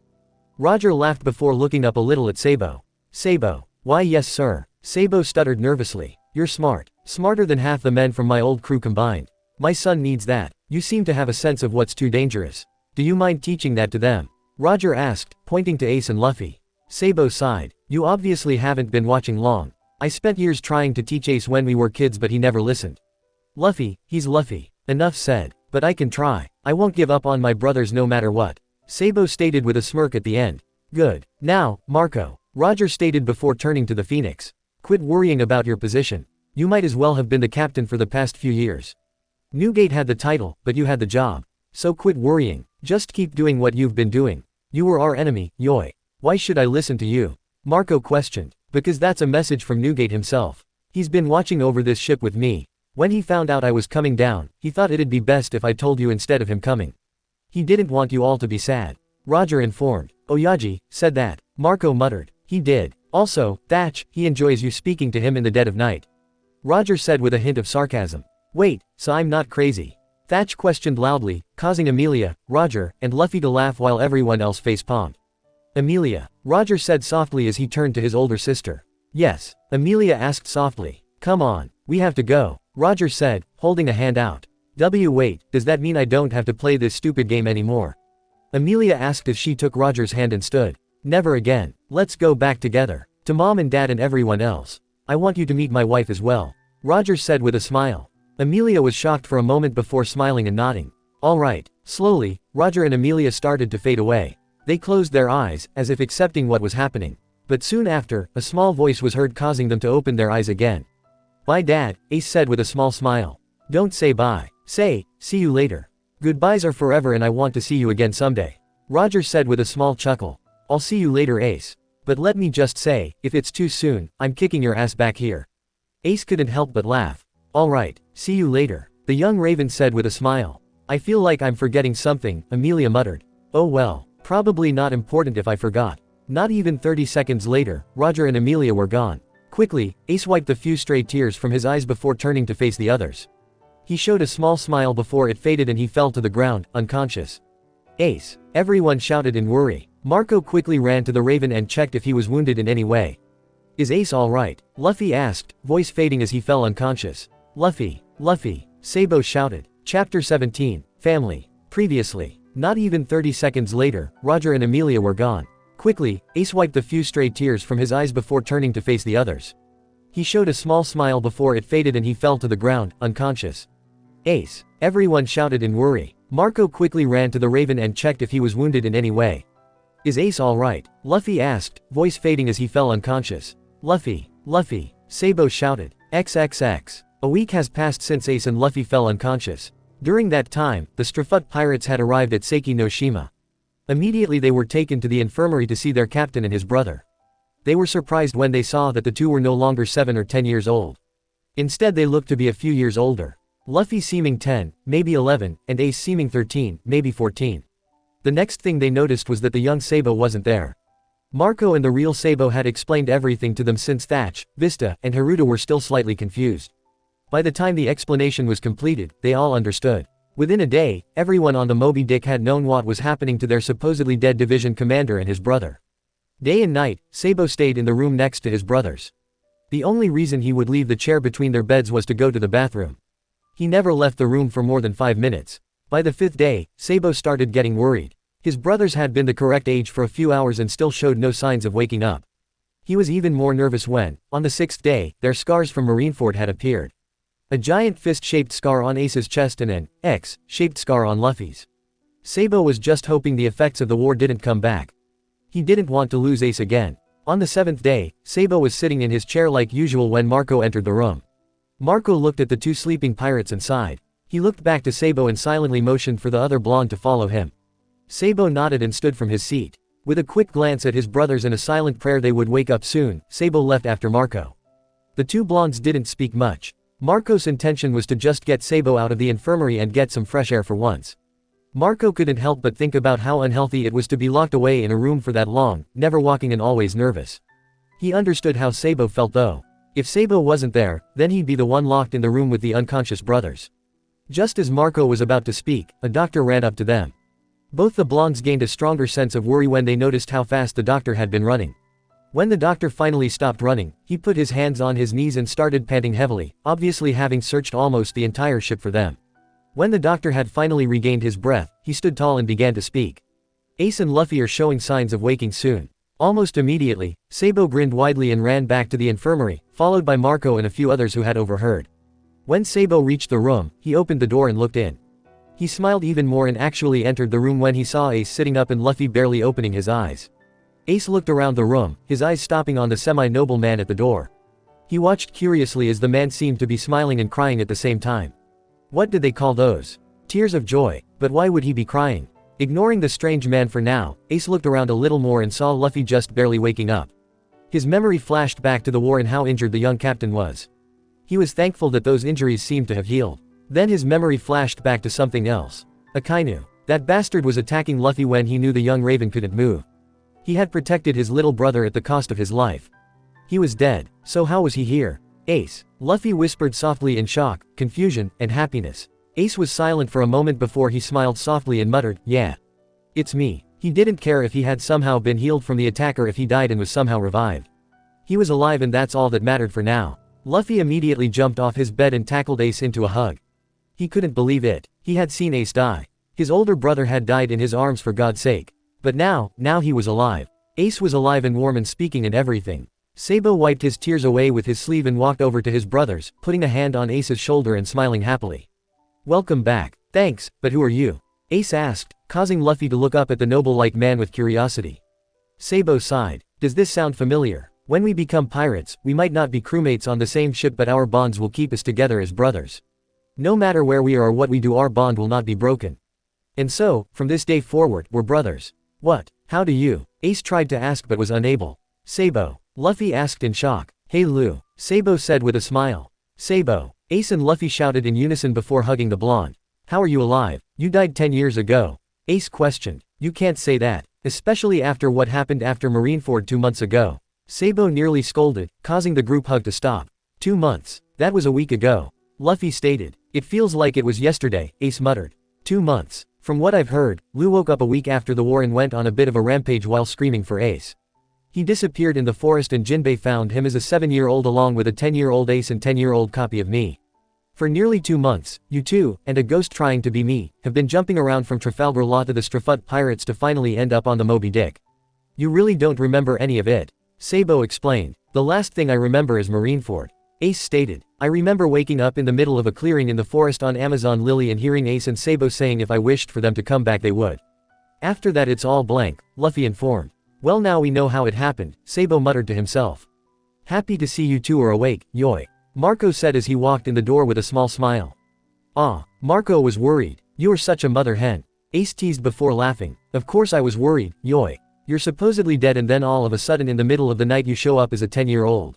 Everyone's been worried," Marco shouted in annoyance before sighing. "Ace." 3 voices shouted before said commander was tackled yet again. "You're back to normal," Haruta shouted happily. "We missed you," Vista yelled. "Never do that again," Thatch cried. "Wait, Thatch," Ace thought to himself in shock. "Thatch, you're alive?" Ace questioned. "Of course I am. Do you really think that little stab would kill me?" Thatch questioned proudly. "That little stab still hurts like hell though, doesn't it, Yoi?"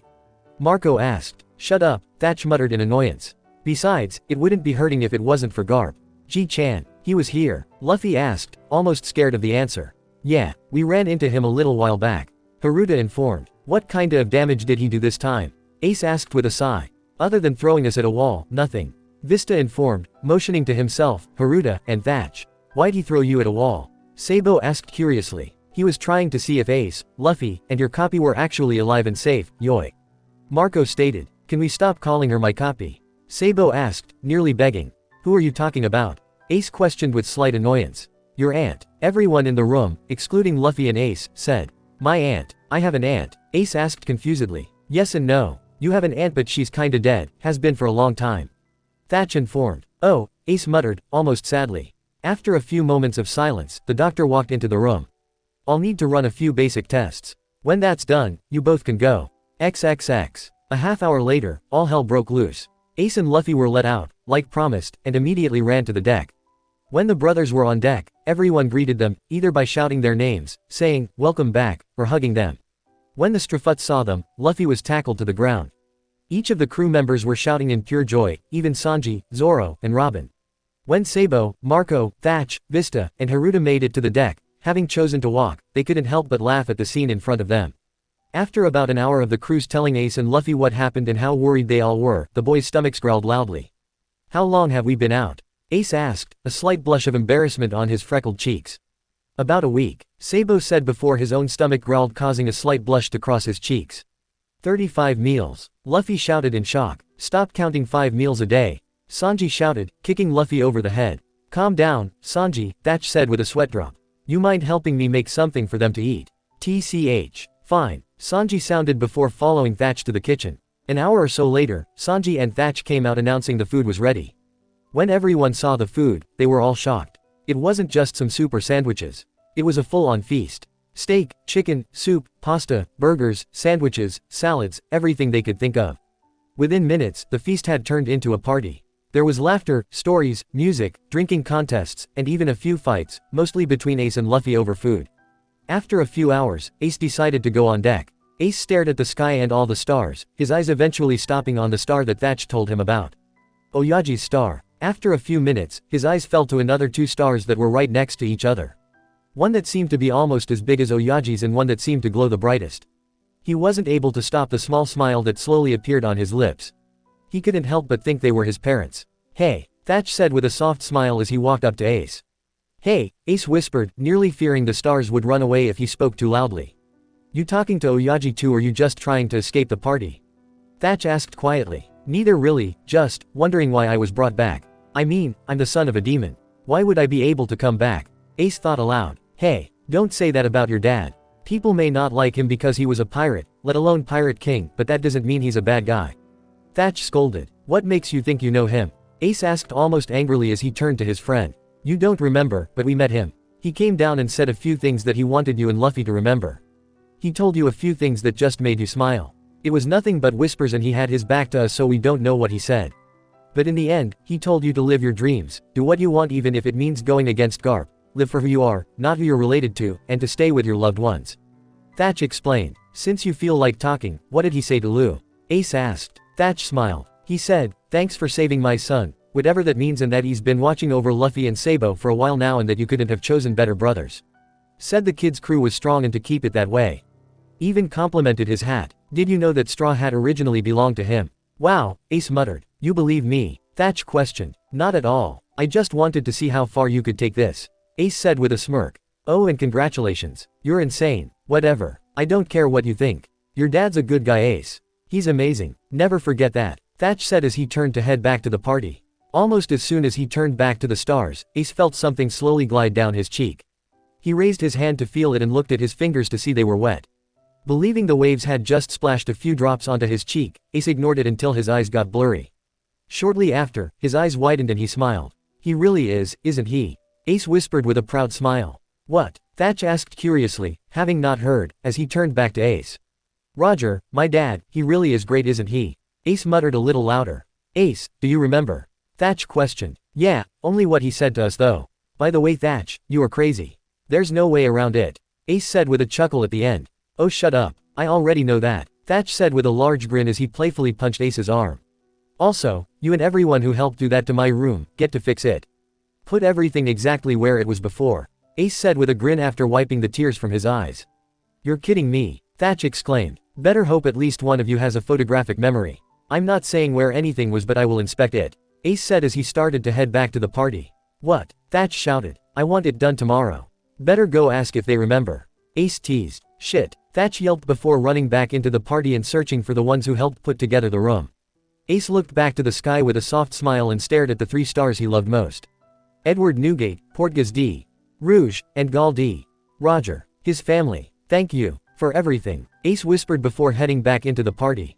XXX. The next day, Marco had called the 3 brothers for a private conference. When Sabo had entered the room, he noticed he was the last one to arrive. He sat down at the last open chair next to Luffy and looked to Marco expectantly. Marco cleared his throat before speaking. "Due to recent events, I've come up with a few thoughts and ideas, Yoi. As you've either remembered, or been told, Roger suggested loved ones stay together. With this, I would not like to separate the 3 of you, Yoi. I have a few proposals. First of all, Ace. Now that I am the captain, there's no 1st Division commander or first mate. I'd like you to take up that position if you will, Yoi," Marco informed. "So I'm getting a promotion?" Ace asked before laughing. "Thatch'll love that. Why do you say that?" Sabo asked. "I told Thatch and the others to fix my room. They're taking all the stuff from when we were kids out and putting all my old stuff back in. Exactly where it was before as well," Ace said with an evil chuckle at the end. "Do you accept the offer or not, Yoi?" Marco asked. "I do. Just give me some time to move my stuff," Ace said with a smirk. "You're gonna make them move it all to the 2nd Division Commander's room and then to the 1st Division Commander's room, aren't you?" Sabo asked skeptically. "Oh yeah," Ace stated as he leaned back in his chair and put his hands behind his head. Marco sighed. "Next, Sabo. I understand you are a revolutionary, but I would like you to join our crew, Yoi. You're already considered part of the family, this would make it more so. If you would join us, I would also like to request you become the 2nd Division Commander. Of course I would also understand if you chose to go back to the revolutionaries instead, Yoi." So, either be with the people who raised me for the past 10 years of my life or be on the same ship as my brother, Sabo said thoughtfully before smirking. I promised Roger I'd teach him a sense of danger. He also needs someone smart. That he'll listen to, Sabo reminded, adding in the last part before Marco could say anything. Yeah, I'll join. What? I wanted you on my crew though. Luffy whined. Now Luffy, Marco said, cutting off Sabo before he could speak this time. I'd like for the Whitebeard Pirates and the Strafut Pirates to have an alliance, yoi. Well, it's a little more than an alliance. I'd like for the Strafut Pirates to practically become the 17th Division, yoi. You would still be captain, still have your flag, ship, and crew, but you would be part of our fleet. You would also be able to go on your own adventures still, yoi. What would be the difference? It seems kinda like you're saying you want my crew but you don't at the same time. Luffy asked. He's actually paying attention. Ace and Sabo thought in unison as they stared at their younger brother in shock. I presume you are correct. Everything would remain the same, expect your crew would be part of the family and, only if fully necessary, your crew would help us, yoi. If one of the islands we are protecting is being attacked and you are closer than we are, we would call on you for your help. Other than that, you would practically be your own crew still, yoi. Marco explained. That's it, we help protect one of your islands if needed. Luffy questioned. Would you have any ideas of your own, yoi? Marco asked. Maybe, if needed, you can put a few of your crew onto our ship from time to time. If you don't have enough room and need time to make adjustments to the ship, then we could take a few people for a short time. I'm sure even Frankie would like to help upgrade the ship. My crew would be happy to help you. Zoro with training, Nami with navigation, Usopp with marksmanship, Sanji with cooking, Chopper with healing any wounded, Robin with intelligence, Frankie with ship upgrades, Brook with swordsmanship or music. My crew is very well diverse. I'm sure we could help in any way. Luffy suggested. Ace and Sabo looked at each other with shocked expressions. Ace practically asking Sabo if it was actually Luffy. Did you know he was that smart? Sabo mouthed to Ace. Not a clue. Ace mouthed, slowly shaking his head. No. Marco looked down and hummed in thought before looking back to Luffy. I'll consider it, yoi. But with this suggestion, am I correct to presume you accept my proposal? Of course, Luffy said with a smile and nod. But there's one thing I'm concerned about. And that would be, yoi. Marco pressed. If I find One Piece, do I have to give it to you or do I get to become Pirate King? Luffy asked. On our crew, if you find it's yours. If you were to find the One Piece, then you have become Pirate King and we will assist you in any way, yoi. Marco stated. Good to know. Luffy said simply. Alright, all of you are dismissed, yoi. I suggest you get Thatch and the others to move your belongings to your correct room, Ace. Marco suggested. Ace snapped out of his shock upon hearing his name and nodded when he guessed it was something about Thatch in his room. When remembering the word, dismissed, was used, Ace stood and started to leave the room, shortly followed by the room's other 3 inhabitants. Quietly, Ace headed to the 2nd Division commander's room and saw the door was open. Ace looked in and saw a few people, including Thatch, running around trying to put things in the correct place. Without anyone noticing, Ace took a chair out of the room and put it in the hall at the right angle so that he could watch them but they couldn't see him. He watched as they ran around and tripped a few times, finding it hard not to laugh. When the room was finished being remade, Thatch walked out of the room to look for Ace only to nearly have a heart attack when the man was sitting next to the door with a smirk. How long have you been there? Long enough to see you fall on your face 3 times and panic about your hair once. Ace stated. God damn it, how'd we not notice you? Thatch questioned. I sat so that I can see you but not the other way around. Ace said bluntly. Of course, just check and see if it's right already. Thatch nearly growled. With an innocent smile, Ace stood from the chair and looked around the room. A few spots he looked closely at as if trying to find something wrong. In the end, Ace had to congratulate them. Along with calling them freaks for getting it so perfectly. Well done, Ace said with an innocence in his voice that nearly made Thatch run for cover. But it's all in the wrong room. What? Thatch and the others questioned in unison. Haven't you heard? I've been promoted. Move it all to the 1st Division commander's room. Oh, and make sure it looks exactly like this. Ace said happily before leaving the room. Wait, when did that happen? Thatch shouted down the hall at Ace. 20 minutes ago. I came to tell you but you looked like you were having so much fun that I just had to let you finish. Ace said before laughing at Thatch's growl and walking back on deck. XXX. Sabo didn't really know what to do. He didn't have much and what little he had was back at Revolutionary HQ. He didn't really want to go back just to get his stuff and then come back. That'd take too long. He thought about it for a few minutes and realized, it was nothing but clothes and his brother's old wanted posters. He could tell their bounties would raise later on so he didn't have to worry about that. Then it came to his clothes. They were still docked so it was possible to buy some new outfits. He didn't care much for his clothing. He had one outfit in particular that he liked and he was already wearing it. I guess I get to go shopping. Sabo muttered to himself as he walked to the railing. XXX. Luffy had gone straight to the Thousand Sunny to explain the situation to his crew. When he saw everyone was there, he smiled at how much easier it was now that he didn't have to hunt down everyone. He quickly explained the alliance he and Marco had agreed on and even Ace's promotion along with Sabo's joining. When he was finished explaining, Luffy looked over the shocked faces of his crew. "What? Since when were you smart?" Nami questioned loudly and suddenly. "How did you come up with that idea?" Usopp asked, still shocked. "Dunno. He said it would be more than an alliance and what he said seemed like just a plain alliance. Maybe less. That's just what came to mind," Luffy said with a shrug. The crew sighed, except Robin who giggled. Their captain was the same old idiot they all chose to follow. Some things never change, they all thought in unison. With that said, Luffy ran back up to the deck and back to the Moby Dick. XXX. Marco watched as the crew walked around and did their daily routine. Soon after, he noticed the three brothers on deck. From what he could tell, Sabo was about to jump off the ship to go into the town while Ace and Luffy were just bored. He watched as the three jumped over the railings and landed on the white sand beach below them before running off towards the town. He'd hold off the announcement until they made it back to the ship.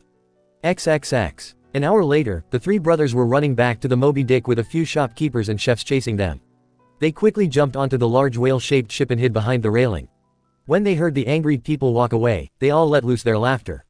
They couldn't help but laugh at the sense of déjà vu the act had been. It had been 10 years since they had done a dine and dash together and it couldn't have gone better. They had bought Sabo his clothes and a few outfits for Ace and Luffy as well. They had passed a tuxedo shop when their stomachs had growled. The three had gotten the same idea and had ran into the shop immediately. They came out of the store with the suits on and started walking as if they truly were nobility. They had walked to a large and expensive-looking restaurant, asked for the VIP room, and started ordering whatever they thought sounded good. Just before they were full, the three had broken the window and jumped out of it and onto the street. Soon enough they were being chased by the owner of the restaurant, some of the chefs, the waiters and waitresses, and a few of the shop owners near the place. When the boys had stopped laughing, they noticed they were being stared at by curious eyes. They looked at their clothes and realized they were still dressed as noblemen. Each of them were wearing a black, or dark blue in Sabo's case, tuxedo along with a small addition. Ace had gotten a fake mustache and had been wearing that along with having his hair pulled back. Sabo had his black top hat on but the goggles were in one of the bags. Luffy had found a pair of fake glasses and was wearing those along with having his hair slicked back, his hat in one of the bags he was holding. After getting a good look at each other, the brothers started laughing again. "The hell?" Vista questioned as he walked up to the trio. "We just had the best day of our lives." The trio shouted in unison. "And it's about to get better, yoi," Marco said from a few feet away from the boys. "What do you mean?" Ace asked curiously. "Vista, would you and a few others please gather the crew together, yoi? I have a very important announcement to make," Marco said with a small smile. "Understood," Vista said before going off to gather the crew. "You think we have enough time to get changed?" Sabo asked as he stood and dusted himself off. "Hurry. Once one person finds out, it takes about 10 minutes to spread throughout the ship, yoi," Marco stated. With that, the trio were running to their respective rooms, or ship, with their bags. XXX. Just as Marco had said, the entire Whitebeard crew had gathered on the deck in less than 10 minutes. It had taken 6 minutes for the crews to gather and were now awaiting the trio of brothers. "Oi, Marco, what's with the crowd?" Ace called playfully from within the crowd. "Seriously, this is way too many people," Sabo shouted out from another part of the crowd. "Maybe you will need my ship after all," Luffy yelled playfully from a completely different part of the crowd. "Will you three idiots get up here already, yoi?" Marco yelled. Within seconds, the brothers were standing next to the blonde captain. Marco quickly looked over their outfits and had to say they looked well dressed yet also casual. Perfect for the occasion. Ace was wearing his usual black shorts, black combat boots, cyan pouch on his left hip, orange elbow guard, his 2 leather belts with the rectangular belt buckle with the red A in the center, and his usual orange cowboy hat along with the red and white striped bracelet and eternal pose on his left wrist and red bead necklace around his neck. Marco honestly didn't expect him to dress any differently. Different usually meant wearing a shirt and Ace wouldn't allow that on such a nice day. Sabo, however, was wearing long white dress pants, a black, long-sleeved shirt with a white belt around his waist and a white cravat along with a very dark blue tailcoat and his usual top hat with blue goggles. The only thing that made him lose that perfect noble look was the fact that he was wearing black combat boots, he had a long pole in his hand, and had a burn scar running over his left eye.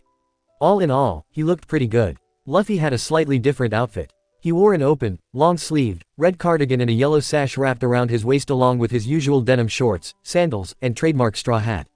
The X-shaped scar on his chest standing out almost as much as his trademark grin. New and yet old. Simple change but nice. Marco turned back to the crowd and grinned. As you all know, we had considered Ace's brothers as our own family for the past few weeks, yoi. Even months if you count the countless times he'd told us of his idiotic little brother and genius brother. But today marks it official, yoi. As of today, Ace will be the 1st Division Commander. Along with Sabo being our 2nd Division Commander. And since too much is never enough, the Strafut Pirates have become our 17th Division, yoi. When Marco stopped speaking, the 3 brothers looked at each other before grinning. They all looked out to the crowd in front of them and each raised a fist to the sky. To family. Finn. Disclaimer: this story do not belong to me. The author is Second Chance by MaskedPyro. Respect to author. The end.